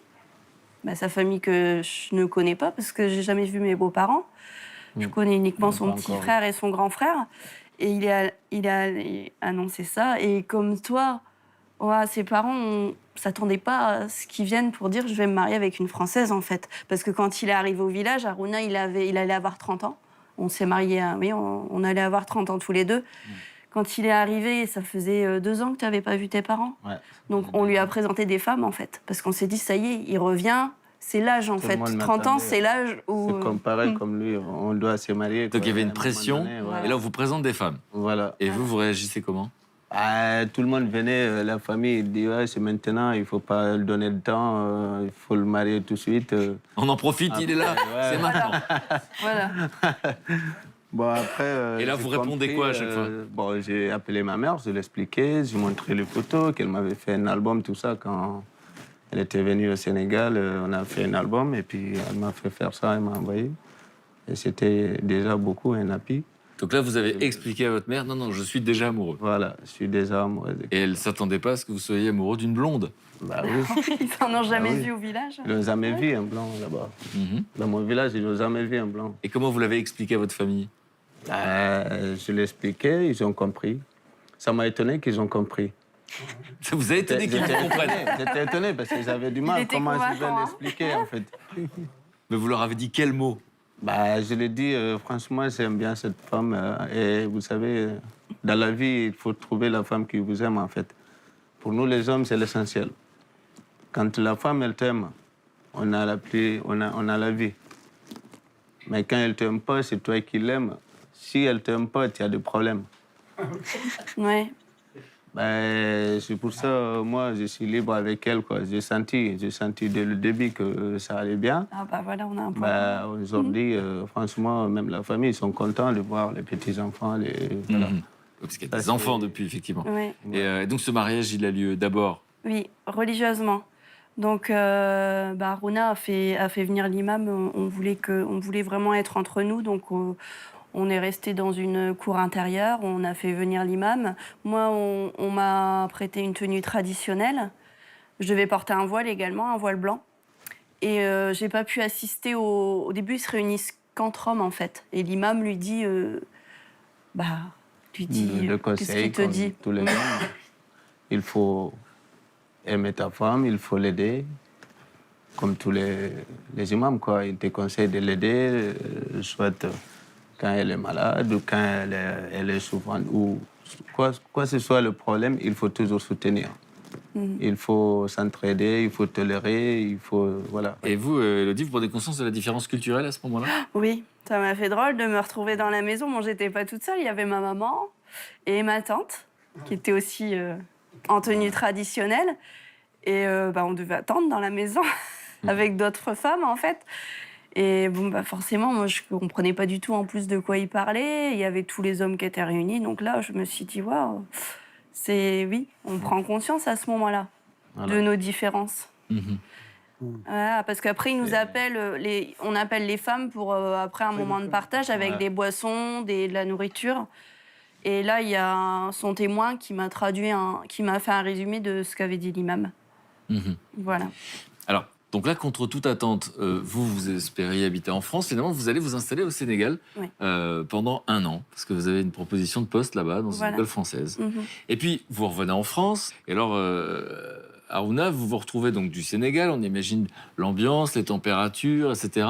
Et lorsque vous arrivez dans le nord de la France, c'est quoi qui vous surprend? Les détails qui vous surprennent? Déjà, il y a des amis qui me disaient, qui me faisaient peur surtout. Il vous faisait peur? Ouais. Vous savez, nous, on a un film Qui chez me nous disaient que... qui s'appelle Les Ch'tis. On parle du de Nord. le voir, il y a quelques semaines, il est passé. et Donc déjà, le Nord, vu du sud de la France, c'est Le déjà Nord. effrayant. Alors, vu du Sénégal, le Nord. Ouais. Voilà. Il vous faisait peur comment? Bah, il me disait, on va te couper les bouts de doigts parce qu'il fait froid. Et voilà, tu vas vraiment pas être bien là-bas. Mais après, quand c'est arrivé, je ne connaissais pas, en fait. Moi, je voyais de lumière comme ça fait du soleil. Mais c'était en quel mois? On a eu le visa touristique en décembre pour, Voilà, au mois de pour les décembre. fêtes. Quand on est arrivé ici, on m'a dit, viens m'accompagner là-bas. Je me suis porté un pantacourt et tout. Parce qu'il y avait du soleil ce jour-là. Et puis, elle m'a dit, non, mais tu vas mourir si tu sors comme ça. J'ai dit, non, il y a du soleil, regarde. Et puis, heureusement, j'ai écouté. Parce que même avec tout ce que j'avais porté, franchement, j'avais du mal à tenir le coup. C'est trop froid. Trop froid. Ouais. Et vous avez connu la neige? J'étais allé une fois aussi au ski. On allait au ski dans les Vosges. Et ça aussi, c'était une belle découverte. Voilà, j'ai tombé plusieurs fois, j'ai failli démissionner. J'ai failli démissionner, mais tout le monde il me disait, allez, tu vas y arriver. 2 jours, j'ai tombé.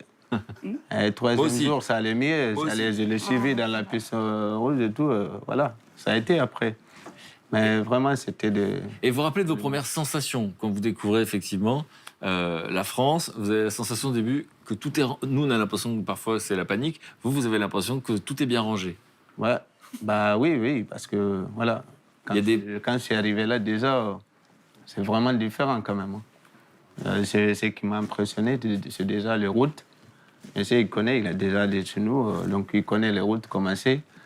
C'est impressionnant, les routes, tout l'endroit propre, ça c'est vraiment... Les panneaux. Ouais. Qu'est-ce qui va le surprendre? Des grands magasins qu'on rentrait. Des magasins. Ah, ça m'a bien touché aussi. Les gros magasins qu'on rentrait, et puis des fois tu perds dans le rayon, quoi. Vous vous rappelez de ça au début, donc c'est des petites choses, finalement. Vous ne l'auriez même pas préparé d'ailleurs à ça, finalement, ça s'est passé comme ça. Et c'est quoi les choses les plus surprenantes au début? Sur les gens, parce que là-bas, on croise quelqu'un, on dit bonjour, ça va. Et lui, il va dire ça à quelqu'un. Quand on croisait des gens, bonjour, ça va. Enfin, ici, ça va. Pourquoi il me demande ça, quoi? Ça va le choquer. On ne parle pas des inconnus. C'est ça que vous Un avez peu dit. comme dans Crocodile Dundee, ça me faisait penser à ça, moi, au début. Parce que c'est vrai qu'il parlait facilement et ça pouvait étonner certaines personnes ici. Donc, Anourak, vous vous rappelez, vous, de vos premières impressions en France? C'est récent. C'est complètement vide ici. C'est vide. Il n'y a personne. Alors, c'est ça qui est drôle, c'est que vous vous rappelez que vous Parce qu'en Inde, vous venez de New Delhi, où il y a quand même plusieurs millions d'habitants. seulement à Delhi, 25 millions. Voilà, 25 millions dans la ville d'où vous venez. Et là, vous arrivez dans un village de Moins 5 000 que 5 habitants. 000. 5 000 habitants. Donc Voilà. là, vous dites c'est vide. C'est vide, c'est la soirée, il n'y a personne. Même dans la journée, la soirée, il n'y a personne dans les rues. C'est vraiment un peu ennuyeux. Comment dire, boring? ennuyeux pour moi parce que les gens ne se parlent pas. C'est vraiment. Pareil, il voulait parler avec tout le monde. C'est joli, paysage c'est joli, maison, architecture, tout est joli, mais en Inde, il y a toujours les gens sur la rue, ils se bavardent, ils se parlent, ils partagent leur bonheur, leur tristesse, tout en fait. Ils parlent de toutes les choses. Mais ici, les gens ne parlent pas beaucoup. Et en plus, moi, je suis étranger en Inde. Si vous avez déjà visité en Inde, et les gens ils regardent l'étranger, ils disent « Oh, hello, hi », tout le monde voulait te parler, tout le monde voulait prendre photo avec toi, comme ça. Et ici, si vous êtes étranger, ok, ça va, ok. Parce que Tout le monde ne peut pas faire une photo avec vous. personne ne veut le prendre en photo. Non, mais c'est intéressant. Donc, parce que vous avez eu la même sensation tous les deux. C'est-à-dire que vous dites, bah, moi, je vais vers les gens, etc. Et là, ah non, non, il ne faut pas parler. C'est ça. Moi, je rigolais parce qu'on est arrivé l'hiver et Aruna, il disait même quand on connaît les gens, on les connaît pas parce que la voisine, elle sortait, elle était camouflée, on voyait que ses yeux, il faisait tellement froid. Et il me dit, mais pourquoi il reste chez eux tout le temps? Je dis, là, t'as compris, tu vois. C'est ça. Nous, en France, on vit à l'intérieur, alors que là-bas, ils vivent dehors. Donc, c'est vrai que le contact a... Donc, ça a fait drôle. Aruna, très vite, les gens l'ont connu parce qu'il était dehors. Souvent, il restait... On n'avait pas de jardin, mais il restait devant, dans la rue, parce qu'il aimait bien prendre l'air. Et les gens, ils disaient tout le temps, ah, mais ton mari, c'est celui qui a les rastas, en fait.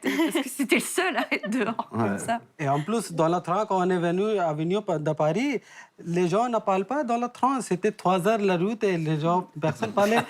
Mais non, c'est même marqué sur le billet. C'est l'étage silence. Oui, on n'osait même pas parler entre Mais nous. en Inde, tout le monde se parle dans le train et c'est vraiment différent. Les gens font des relations très très vite en Inde. Oui. Et du coup, ça vous donne même un autre regard sur notre vie. C'est-à-dire que Mais quand il vous me fait entendez- apprécier certaines choses aussi, par certains paysages que je ne vois plus, certaines maisons, parce que du coup, voilà, j'apprécie tout ce qui l'émerveille, du coup, je le trouve aussi joli. Après, oui, ça me permet de voir les deux côtés de mon pays aussi, et vice-versa quand je suis dans le sien. Quel regard ont porté les gens sur votre couple mixte, une fois qu'il existait? Qu'est-ce que vous entendiez comme commentaire? Déjà, quand ils ont vu que ça tenait, malgré les séparations, on continue à vouloir se malgré voir, les etc. obstacles. Après, les gens, bon, ça a changé, et puis maintenant, ils s'y sont faits. Mais c'est vrai que les gens me disaient, quand t'es pas là, il doit te tromper. Parce que t'es pas là. On a déjà dit ça, Enfin, mais c'est vrai qu'ils font. Je dis peut-être que toi, tu le ferais. Enfin, moi, je retournais tout le temps la situation parce que toi, tu es comme ça, mais C'est parce ça. qu'il est différent. Et la culture est différente et c'est pas forcément dans les mêmes mœurs aussi. Et bon, voilà, donc on avait tout ce côté, oui, mais tu sais pas ce qu'il fait, etc. Et puis après, quand ils ont vu que malgré la distance, les séparations, ça tenait, c'est devenu, ça a été accepté. Alors, au-delà de l'universalité de votre histoire, effectivement, le regard d'André sur ces relations m'intéresse, parce qu'effectivement, je pense qu'il voit le monde de demain. Mais juste sur les difficultés qu'on n'imagine pas, ou les différences qu'on n'imagine pas, que ce soit dans des choses du détail, dans le quotidien, dans les valeurs, dans la compréhension des choses, dans ce qui peut nous vexer. Est-ce qu'il y a des choses qui vous viennent à l'esprit? Moi, il y a. D'autant plus qu'on a les enfants maintenant. Donc, 2 Par enfants. exemple. Et ça Puis change tout. notre fille qui commence à parler, la plus grande. Donc Aruna, dans sa culture, il passe à table. Passer à table, pour nous, c'est un moment convivial où on va échanger, on va discuter. Eux, quand ils sont à table, par contre, par respect par les parents, c'est ce qu'il m'a expliqué, ils ne parlent pas. Donc ma fille, elle commence à vouloir parler avec moi parce que moi, je l'ai habituée comme ça. Et, maman mange, maman mange. Voilà ce qu'elle dit maintenant, parce qu'Aruna, c'est ça. C'est quand on passe à table, on doit manger, on doit respecter et elle doit faire le silence quelque part. Alors moi, j'en rigole et puis après, on essaie d'en parler. Il comprend bien mon point de vue et bon, on a quand même le droit de discuter maintenant. Sur ça, quels sont les autres sujets de discussion où du coup, on n'est pas issu on n'a pas grandi de la même manière, on n'a pas été conditionné de la même manière. Il y a d'autres différences? Moi, je pense beaucoup par rapport aux horaires, parce qu'en Afrique, il n'y a pas d'horaire. Enfin, si je vais dire à Aruna, au début, je lui disais, tu viens pour 14h. Sauf qu'entre chez eux, 14h, c'est entre 14h et 15h. Donc, s'il n'était pas là à 14h50, qu'est-ce que tu fais? Il me dit, il est encore 14h. Donc, maintenant, quand je parle, ça fait rire certaines personnes. Je lui dis, Aruna, tu iras chercher les filles à 14h00. Et moi, c'est devenu un peu mon habitude de parler. Mais il y a des gens, ils rigolent parce que je suis obligée de rajouter 00. D'accord, parce que évidemment, pour vous, quand on dit 14h, il est 14h pendant 1 heure. Ouais. C'est ça, Voilà. en fait. C'est large, logique. hein. Voilà. Et c'est la même chose, C'est pareil, la ponctualité n'existe pas en Inde. c'est-à-dire C'est-à-dire, rien que pour notre mariage, on a eu plus de 3 ou 4 heures de retard sur la cérémonie. Enfin, c'était tout décalé. Mais c'est normal. 2 heures, c'est pas du retard. Voilà. Donc ici, quand il faut être en avance quelque part, il ne comprend pas que ce soit vraiment obligatoire. En fait, en Inde, il n'y a pas de règles. Chacun a ses propres règles. Donc du coup, s'ils sont en train de faire quelque chose et que ça ne les arrange pas de venir à cette heure-là, ils vont venir quand eux, ça les arrange. Parce que chacun est libre de faire ce qu'il veut quand il veut. Oui. Voilà. Et quand on a compris ça, après, ça va. Mais il ne faut pas du coup attendre après quelqu'un, ni après une horaire, ni demander à quelqu'un de venir ce jour-là, autant il ne viendra pas. Voilà. Parce qu'ils sont libres. Ils sont tout le temps libres. Donc on pourrait parler pendant des heures de ces différences. En tout cas, elles ne vous ont pas empêché de vous aimer. Donc au fond, on va continuer cette conversation. Je vais vous montrer un reportage qui va vraiment vous intéresser. Mais au fond, qu'est-ce qu'elle nous dit, votre histoire? Que tout est possible et qu'il faut croire après. Et je pense qu'il ne faut pas toujours réfléchir et laisser faire les choses. Et vous, Anourag? Moi, je dis que on doit vivre la façon selon nous. Ce qu'on choisit pour la vie, pas selon la société, pas selon la famille. Et on doit suivre nos rêves. Et si on a le courage, on peut les remplir toujours. Et c'est ça que... Moi, j'adore ce que vous dites. Je suis d'accord. Et vous, c'est quoi le message aujourd'hui pour vous? Le message aujourd'hui, moi j'encourage tous les couples mixtes et tous les couples qui ne sont pas mixtes, c'est toujours difficile. Hein. Il y a des moments difficiles dans tous les couples. Donc c'est de courage et de tolérance et puis voilà, de l'amour. Qu'est-ce que vous diriez, Rigna? Votre histoire, elle nous raconte quoi? Qu'on doit accepter qu'il y a des différences et ça fait la richesse. C'est comme un jardin avec beaucoup de fleurs et beaucoup de couleurs. C'est beaucoup plus joli qu'un jardin avec que des tulipes rouges. C'est génial. Vous devriez dire ça à beaucoup d'êtres humains qui ont peur des autres. Imaginez un jardin, il n'y aurait que des tulipes rouges. Voilà. Donc finalement, c'est votre vision de l'existence. C'est une jolie métaphore. Je vais dire aux enfants alors, à l'école. Vous, André, qu'est-ce que ça vous inspire, tout ce qui vient de se raconter et votre histoire, finalement? Qu'est-ce qu'elles nous disent? Moi, je me suis régalé là aujourd'hui parce que ce que j'ai entendu m'a beaucoup plu. Et c'est la réalité en fait. Moi, je vais dire peut-être une banalité, mais partout l'homme a un cœur. On a tous un cœur. Voilà ce qu'il faut pas oublier. L'homme est l'homme, comme on dit.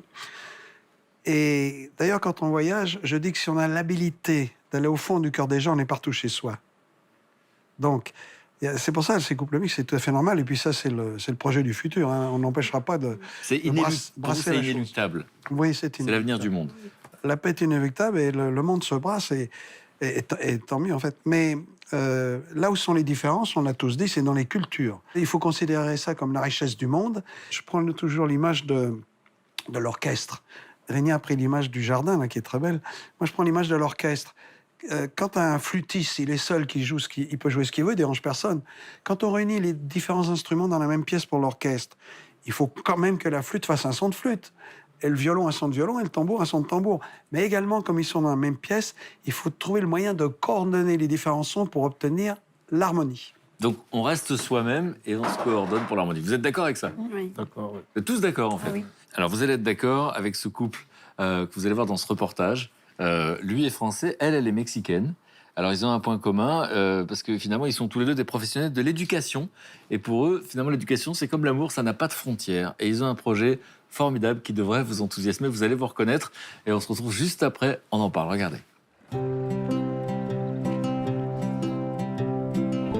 Depuis tout petit, j'ai toujours été très sensible aux richesses culturelles, à la découverte d'autres pays. Et c'est certainement ce qui m'a amené à avoir cette petite étincelle pour ma femme, qui est mexicaine. J'ai rencontré ma femme, j'avais 27 ans, jeune professeur des écoles. J'invitais des personnes à venir présenter leur pays dans ma classe pour un projet Langue du Monde. Et Catherine est arrivée, elle visitait Nantes. Elle a ouvert la porte, elle m'a dit « Bonjour, je m'appelle Catherine, je voudrais aller connaître Nantes ». Et j'ai été tout de suite touché par cet accent très souriant et qui appelle le soleil. Quand j'ai rencontré Anthony, je me suis dit comment est-ce qu'il est beau. Et déjà, l'entendre parler en français, c'est sûr que c'est plus romantique. Les Français, c'est romantique déjà. Elle était en thèse de pédagogie pour devenir professeur. Étant moi-même professeur des écoles, on a beaucoup échangé là-dessus. Et il y a eu un petit quelque chose qui n'était pas prévu, mais voilà, qui dure depuis. C'est vrai que quand je suis venue, ce n'était pas l'intention de trouver l'amour à 10 000 km depuis chez moi. Après, en parlant avec lui, j'ai vu qu'on avait beaucoup de choses en commun. Et déjà l'amour pour les voyages, l'amour pour l'éducation.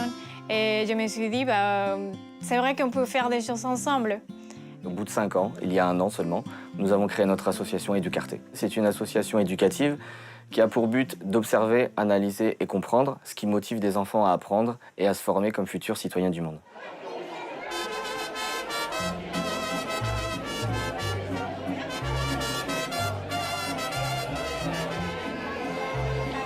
Aujourd'hui est organisée une grande journée mexicaine à Quili. Pour nous, c'est l'opportunité de pouvoir partager notre projet avec l'ensemble des habitants du coin. Ce que vous devez faire, c'est imaginer qu'est-ce que vous aimeriez partager avec un enfant de l'autre côté du monde. D'accord? Quelque chose de votre vie, soit à l'école, avec votre famille, soit des animaux, si vous avez des mascottes, un paysage par rapport à votre vacances. Concrètement, on a voulu trouver quelque chose qui nous permette d'avoir un partage entre enfants du monde. On est parti sur l'idée d'un dessin, Dessine-moi ta vie. À la base, c'était la France et le Mexique pour qu'on puisse comparer un petit peu les cultures. Et maintenant, c'est dans le monde entier. On a reçu des dessins du Vietnam, du Canada, de Belgique, de Birmanie prochainement, de Palestine. Toi, c'est qui? Là, c'est moi et là, c'est un Mexicain. Toi, il y a un Mexicain. Je fais de l'équitation et du coup, j'avais envie de faire un Mexicain et moi sur un cheval. Moi, je dessine un spectacle de danse où je danse avec une Mexicaine parce que c'est vraiment ma passion. J'adore danser et j'aimerais faire partager ça à d'autres personnes. Ce que j'adore, c'est leur explication. Il y a des belles anecdotes par rapport à chaque dessin. Tout ce qui vient d'un enfant, c'est vraiment simple mais beau. Toi, tu aimerais recevoir un dessin d'où? De Londres, mais c'est vrai que moi aussi j'aime bien l'Australie et le Mexique aussi. Du coup, entre ces pays-là, je sais pas trop lequel choisir. Tous les pays ont quelque chose à faire découvrir en fait, alors c'est difficile de choisir lequel. Ce que j'adore, c'est que grâce à ces projets, on apporte une grande importance à la diversité. Notre projet se concrétise bientôt, c'est qu'on part fin juillet pour une année en Amérique latine. En fait, ce qu'on va faire avec Catherine, c'est qu'on va partir avec un combi comme ça. On va partir de Morelia au Mexique, sa ville, et on va descendre dans tous ces pays-là. Là, il va y avoir le Guatemala, Belize, ensuite on va aller Honduras, Salvador, et ainsi de suite. On va descendre jusque-là. À chaque fois, on va aller dans les écoles. Et en gros, on va demander aux enfants de la même façon de dessiner leur vie. On va leur offrir vos dessins. Donc peut-être que toi, comme toi, tu m'as demandé tout à l'heure, ton dessin, il sera peut-être au Pérou. Au Pérou qu'elle a. Mon rêve déjà, c'était pouvoir voyager autour du monde. Mais maintenant, c'est plus enrichissant parce que je pars avec l'homme de ma vie et aussi avec un projet, un super projet qu'on pourra partager. Notre objectif, ce serait qu'au final, tous les enfants du monde puissent participer, puissent dessiner leur quotidien pour plus de tolérance, plus de solidarité et plus d'ouverture aux autres.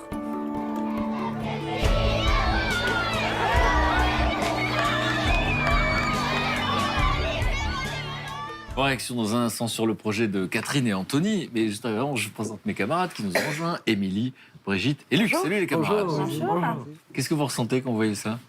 C'est très mignon, je trouve. C'est très mignon. C'est bien. Ouais. Puis il y a des choses qui nous parlent en plus, forcément. Hein. Le côté culturel. Déjà, cet amour. Voyage, ouais. Oui, puis après, je sais que nous, on est très curieux des pays aussi. Je pense que déjà, quand on a un couple mixte, cette curiosité, elle vient naturellement d'aller voir d'autres cultures, d'autres pays et de le faire ensemble, c'est fabuleux, quoi. Donc là, il s'agit de l'éducation. Vous avez 2 enfants. Oui. J'imagine que vous allez les éduquer en se focalisant sur cette richesse. Et puis elle est institutrice En aussi. plus, ouais. Et donc, voilà, donc cette transmission-là, c'est important pour vous, Ouais, cette idée de quoi? De c'est très les différences important. et la richesse. C'est très important parce que les enfants n'ont pas tous l'occasion de voyager, mais à travers leur projet, justement, c'est une ouverture sur le monde qui est très importante à leur âge. Donc, incroyable projet. Puisqu'ils vont donc parcourir quand même une grande distance. Ah ben toute l'Amérique latine. Avec ce fil conducteur, les dessins d'enfants. Toute l'Amérique latine, 23 000 km. Beau projet. Et alors donc, ils vont arriver au Mexique en juillet. Et ils vont démarrer à partir de la rentrée en septembre. Quoi. Et ça va être 1 an de voyage, de haut en bas, justement. Donc toi, t'as regardé les dessins d'enfants, non? Oui, alors justement, moi je trouvais que c'était chouette parce que ce qui est rigolo dans leur système, c'est qu'ils ont pris un système, ils ont pris le modèle d'un timbre vide sur un format A4 comme ça, parce qu'il y a la symbolique du timbre, de la correspondance, de l'échange, du voyage, enfin voilà. Et l'idée, c'est que c'est un peu comme Saint-Exupéry avec son Petit Prince, dessine-moi un mouton. Ben là, c'est dessine-moi ta vie. Bon, voilà, il y a des choses assez classiques. Voilà, moi, ma vie, c'est la France, comme ça. Voilà, bon. Ça, c'est ton dessin? Ah non, ça, c'est celui de l'enfant. Non, moi, je l'ai pas fait le mien, moi. Voilà, bah, là, la maison de Léana. Alors, elle, sa vie, c'est quoi? Bah, c'est sa maison avec ses parents, son frère, sa sœur. C'est bien détaillé. Hein. Voilà, c'est bien détaillé. Et alors, ce qui est marrant, c'est que, voilà, il y en a une, moi, ma vie, moi, c'est la danse. C'est la danse. Elle s'est fait en ballerine avec la jambe, là, comme ça, c'est rigolo. Il est chouette, le dessin. Ah, il est chouette, il est pas mal, il est pas mal. Et puis, alors pour d'autres, c'est quoi ta vie? Les vacances à Bayeux. Moi, j'ai trouvé ça très chouette, les vacances à Bayeux. Hein, c'est ça ma vie, quoi. Voilà. Ah, mais il est déjà dans l'idée du voyage pour montrer aussi que lui voyage, mais bon, voilà, le voyage, c'est pas forcément partir à l'autre bout du monde. Hein. Voilà, ils vont voyager, ils vont s'arrêter dans des écoles. Et donc, ils vont donner ces dessins qu'ont fait des enfants français, mais aussi des enfants qui viennent d'autres pays étrangers, il le disait dans le reportage, hein, du Canada, des Pays-Bas, tout ça. Et puis récupérer des dessins qu'auront fait les enfants dans les villages qu'ils vont, et dans les villes et les villages qu'ils vont côtoyer. Et donc, c'est un projet qui a une philosophie assez claire, et il y a aussi une dimension écologique. Ah oui, alors ça, c'est vraiment rigolo. Ils m'ont appris un truc, c'est que, tout ce qu'on a, par exemple, des vieux stylos, des vieux marqueurs, des vieux feutres, souvent, on ne sait pas quoi faire. Eh bien, en fait, ça se recycle, Oui, ça. on a une boîte dans ma classe. Ah ben voilà, j'étais sûr que vous connaissiez ça. Voilà, ouais. Mais oui. Moi qui recycle. On a quelqu'un qui est venu faire la prévention, parce que c'est vrai qu'on fait beaucoup de prévention maintenant. Et elle m'a fait installer une boîte. Moi, c'est vrai que je ne savais pas non plus. Donc, tout ce qui est tube de colle, stylo. Voilà, tout ce qui est dans ces matières plastiques, en fait, souvent, on les jette. Et là, l'idée, il y a une entreprise en France qui en fait, récupère tout ça. Quand vous leur donnez 1 kilo de feutre, crayon, stylo, machin, ils vous donnent 2 €. Et déjà, pour faire 1 kilo de ça, il en faut. Eh ben, eux... Ouais, ça peut aller vite, c'est vrai. Et ben, il y a 2 ans, eux, ils ont récupéré comme ça 150 kilos de stylos. Ils ont pu financer une campagne de vaccination au Sénégal. C'est génial. Je trouve ça chouette.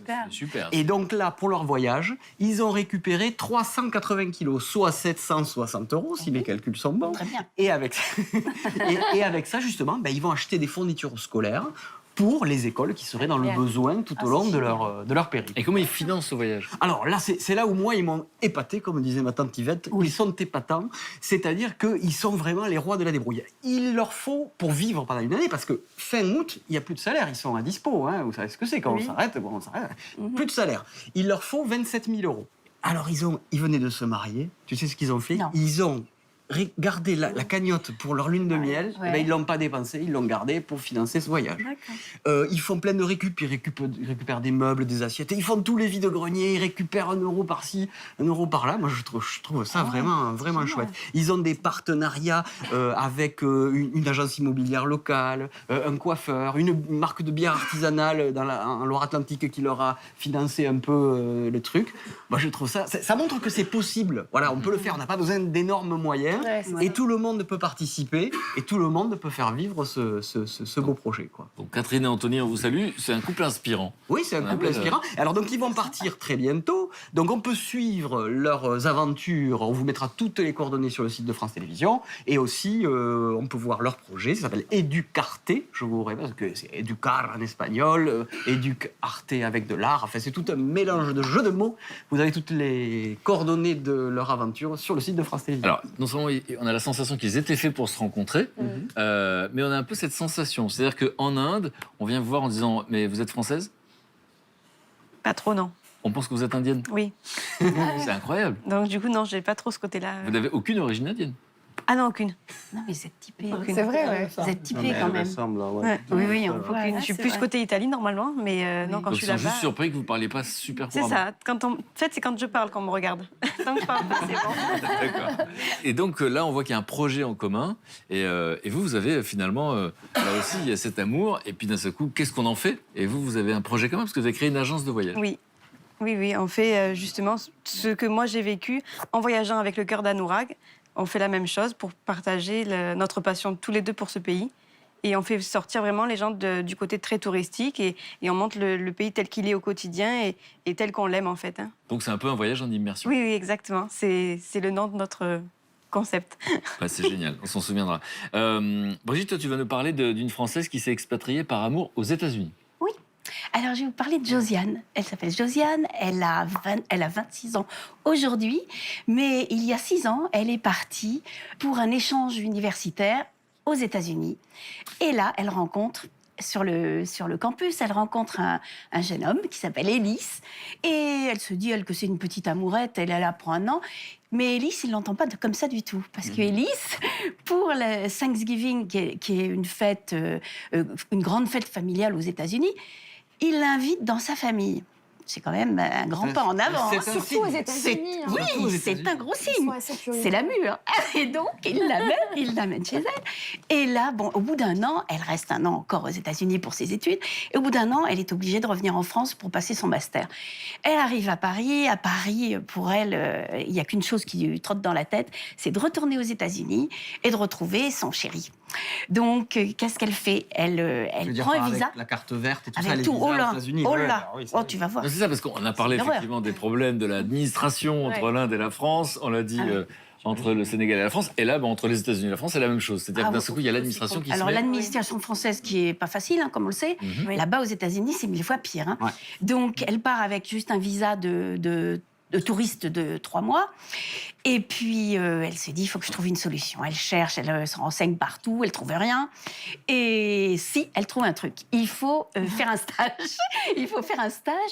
C'est la seule façon de rester. Un stage de 6 mois à 18 mois. Pour rester aux États-Unis. Pour rester aux États-Unis. Josiane, elle est un peu désemparée au début, hein, et même désabusée, mais elle s'accroche comme une folle. Et elle se dit, attends, qu'est-ce que je pourrais faire pour trouver une solution? Eh bien, elle crée un groupe sur Facebook qui s'appelle Frenchies aux États-Unis. Il y a plus de 10 000 membres dans ce groupe. Hein, Ah ouais 10 000 personnes suivent leur histoire sur Internet, sur un groupe Facebook. C'est ça. Elle met toutes les ficelles pour avoir un visa, pour s'en sortir, pour trouver un stage, tout. Les choses administratives qui aident, quoi. Eh bien, elle avait toujours pas de stage. Et grâce à ce groupe, il y a une entreprise qui voit qu'elle avait, qui lui propose un stage parce qu'il a été complètement épaté par l'idée qu'elle a eue, par son initiative. Donc, elle trouve un stage. Et elle fait un stage de 6 mois. Au bout de 6 mois, si elle n'a plus de stage, elle est obligée de rentrer en France. Alors là, elle veut Alors pas que quitter. l'histoire d'amour se déroule bien. Et elle veut pas quitter son. Eh non C'est rognonneux. Et donc, elle a son amoureux. Et alors, elle trouve donc, ils décident de se marier. Bam. Et hop, en 4e vitesse, hein, parce qu'il faut En pas. fait, l'administration accélère les mariages, on a bien compris. Voilà, c'est ça. Apparemment, c'est ça. Ils ont un petit bébé maintenant. Et elle a créé, pour aider, qui s'appelle Eden, ils vivent à Miami, et pour aider tous les autres qui sont dans la même difficulté qu'elle, elle a créé un nouveau groupe qui s'appelle, sur Facebook toujours, qui s'appelle Mariage franco-américain, et où elle donne tout un tas de conseils à tous les jeunes qui veulent s'installer. Moi, il faut savoir que quand j'ai demandé de l'aide pour les... Oui. Parce que j'étais dans des moments, des phases difficiles. Voilà. En plus, j'étais enceinte de ma première fille, et à un moment, on a eu des soucis avec l'administration, j'ai demandé de l'aide. Et on m'a répondu que comme Aruna était en situation régulière, il n'y avait aucune association en fait, qui pouvait m'aider. Il y a beaucoup d'associations pour les gens qui sont dans des situations irrégulières, mais nous, on était en situation... pas dans les cases, quoi. Non, voilà. Donc je me suis retrouvée seule. On m'a dit qu'il faut prendre un avocat, mais on n'avait pas les moyens. Donc je me suis retrouvée des heures sur Internet à prendre le droit, à chercher les textes de loi, à les imprimer, à faire des recours, etc. Et ça me prenait des fois les vacances entières. Et alors, on se souvient tous de Roméo et Juliette, donc il y avait des obstacles énormes, et cette histoire est connue encore aujourd'hui. Est-ce que vous avez la sensation que finalement, tous ces obstacles, et notamment les obstacles administratifs dont on parle, on a vu les culturels, familiaux, finalement, ils renforcent cette histoire? Est-ce que vous avez la sensation qu'ils fragilisent l'histoire ou qu'ils la renforcent? On a les deux côtés. Je trouve que au quotidien, c'est usant. Mais même quand on est usé, on a envie de leur dire on a raison, on est dans nos droits, on a respecté et on va jusqu'au bout des choses. Et moi, je suis allée jusqu'au bout, je ne suis pas du tout juriste, mais en allant passer des heures sur Internet, en leur montrant que j'avais raison, en faisant des recours, parce que c'est toujours des recommandés, etc. Parce que sinon, si on donne un dossier en main propre, il disparaît X fois.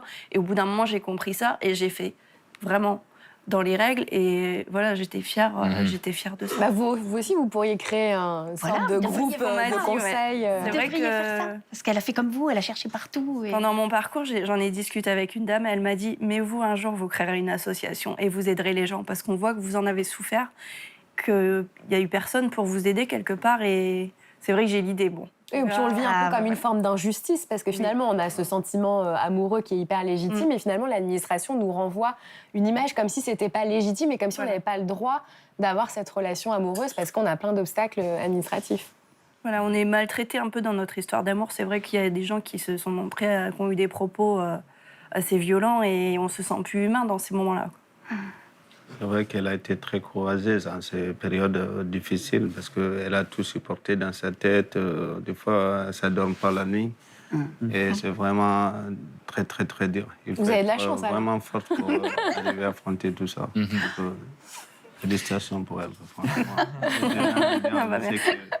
C'est le destin qui a fait que voilà, on est arrivé là aujourd'hui et qu'elle a fait tout pour moi. Jamais j'oublierai, jamais de ma vie. Bon, en tout cas, on se rend compte qu'il y a beaucoup de difficultés, mais il n'y a pas moins d'amour. On a la sensation que ça va avec. Émilie, toi, tu vas nous parler d'une initiative qui crée du lien lorsqu'on est loin de chez soi, et là, ça concerne tout le monde. Ah oui, alors c'est ça. Souvent, la grosse difficulté qu'on rencontre quand on voyage, que ça soit dans un voyage professionnel, dans un voyage familial ou touristique, on se dit « mais j'aimerais bien rencontrer des gens qui vivent dans ce pays ou même dans cette ville. Hein. Ça peut être à Bamako ou comme à Vesoul. Hein. Eh bien, il existe, en plus, vous allez voir, c'est de la technologie, il existe une application unique en son genre et aussi unique au monde, française, qui permet aux voyageurs du monde entier de se rencontrer, de partager des moments de convivialité et de partager des bons plans. C'est-à-dire, ça fonctionne comment ? Alors, Luc, tu vas nous montrer des petites photos. Bon, c'est très simple, vous téléchargez l'application sur votre smartphone. Alors, cette application qui s'appelle Wombi, alors Wom comme word of mouth, qui veut dire le bouche à oreille, et bee comme l'abeille, donc les petites abeilles qui font du bouche à oreille, donc vous comprenez vous comprenez bien la petite métaphore. Donc vous téléchargez cette application sur votre smartphone, vous créez un profil, donc vous remplissez votre âge, vos passions, vos envies, combien de langues est-ce que vous parlez, dans quel pays est-ce que vous avez l'habitude de voyager.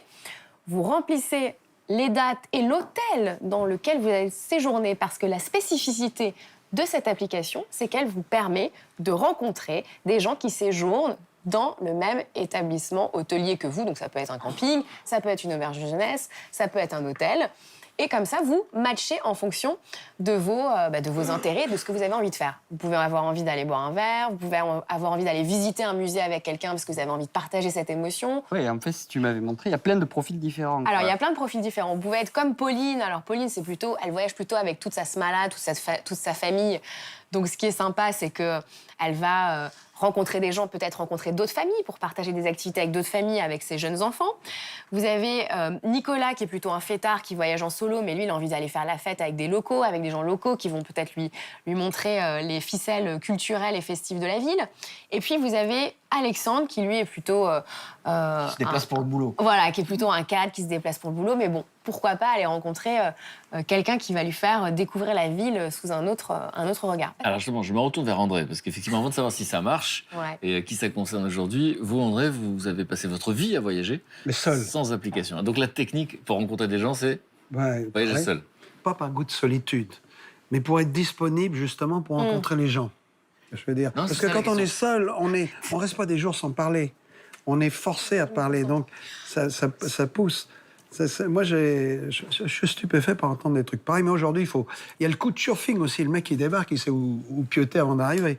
Moi, ça m'amuse un peu, tout ça. Moi, le gars, il a 10 000 amis sur le net. Il s'entend pas avec son voisin de palier. Je me marre. C'est la conclusion. Bon, je pose la question ici. Vous voyez l'intérêt de cette application ou pas du tout? Alors moi, personnellement, pas spécialement.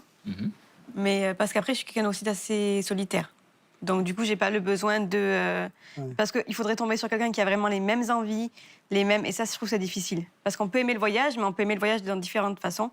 Et du coup, c'est vrai que ça me correspondrait pas. Je m'excuse, mais pour bien voyager, il n'y a qu'une condition. Il n'y a qu'une recette, elle peut faire sourire, c'est d'aimer les gens. Et ils vont répondre. Si on va dans un pays en conquête, on se fait tirer dessus. Si on est un touriste, on se fait plumer, c'est bien fait. Si on est un ami, on a des chances d'être aussi un ami. Donc ça, c'est une question d'état d'esprit. Mais de manière très concrète, on peut comprendre que ceux qui nous regardent se posent la question.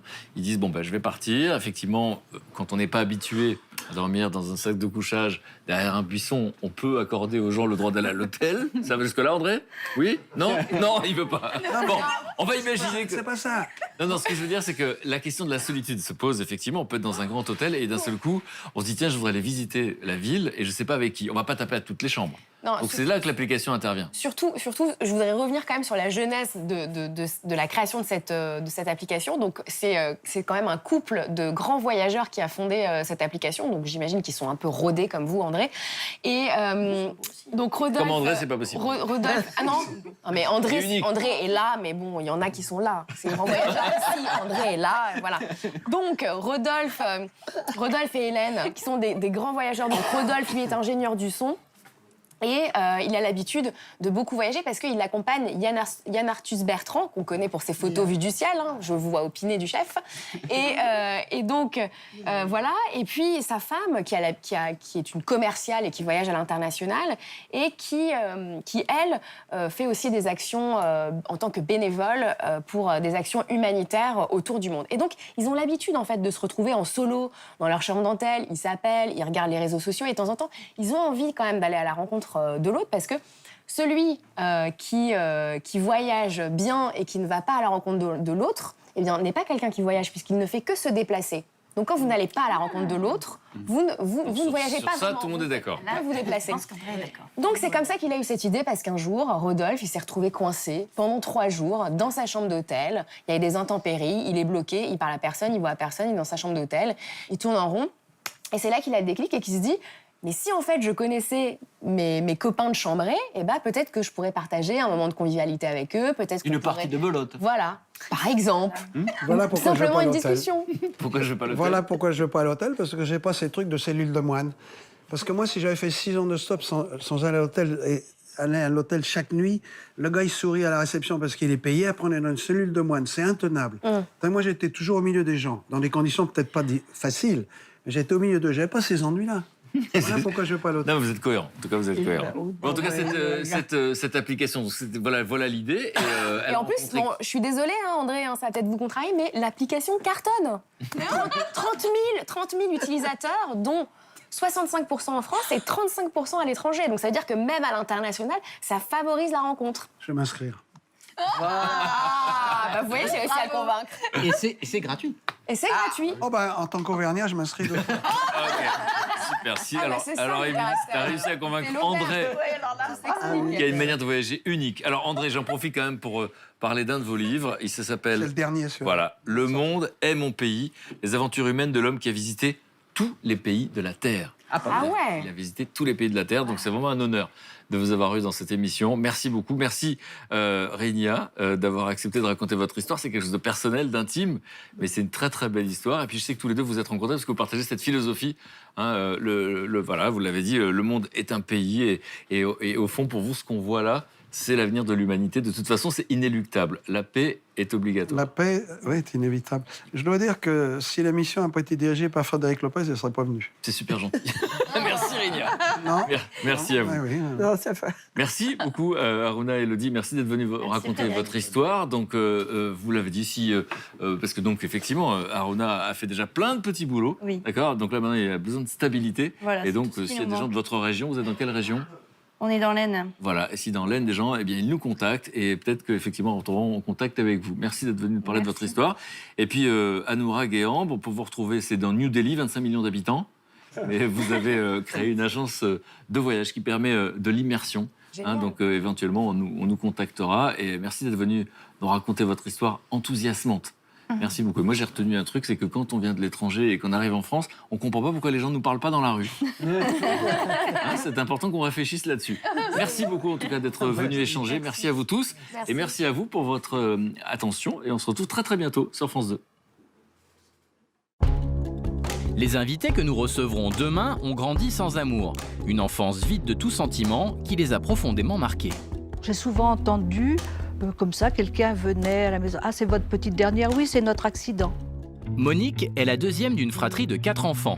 Dès sa naissance, sa mère ne pense qu'à une chose, faire d'elle le petit garçon qu'elle désirait tant. Ma mère m'appelait la vilaine. Bon, j'avais pas rempli mon contrat, j'étais pas un garçon. Et je suis restée pendant 10 ans avec les cheveux courts, raides, noirs. Placée en pensionnat, Monique excelle à l'école. Pourtant, quand elle revient chez elle le week-end, la jeune fille a la triste sensation d'être une étrangère. Les dimanches, quand je m'assoyais à la table familiale, ils parlaient patois entre eux, je ne comprenais pas le patois. C'était un mélange de honte et de solitude. Suzy, elle, a compris très tôt qu'elle n'était pas la bienvenue au sein de sa famille. La jeune femme quittera le nid dès qu'elle le pourra. Quand je me suis installée comme infirmière libérale, la plus belle preuve d'amour que j'ai eue de ma mère, c'est que c'est pas possible qu'avec ton père, on ait pu faire ça.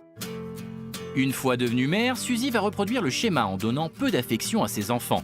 Un manque qu'elle vivra comme une malédiction. J'ai l'impression de pas bien les comprendre, de pas savoir faire. C'est difficile pour moi d'être mère.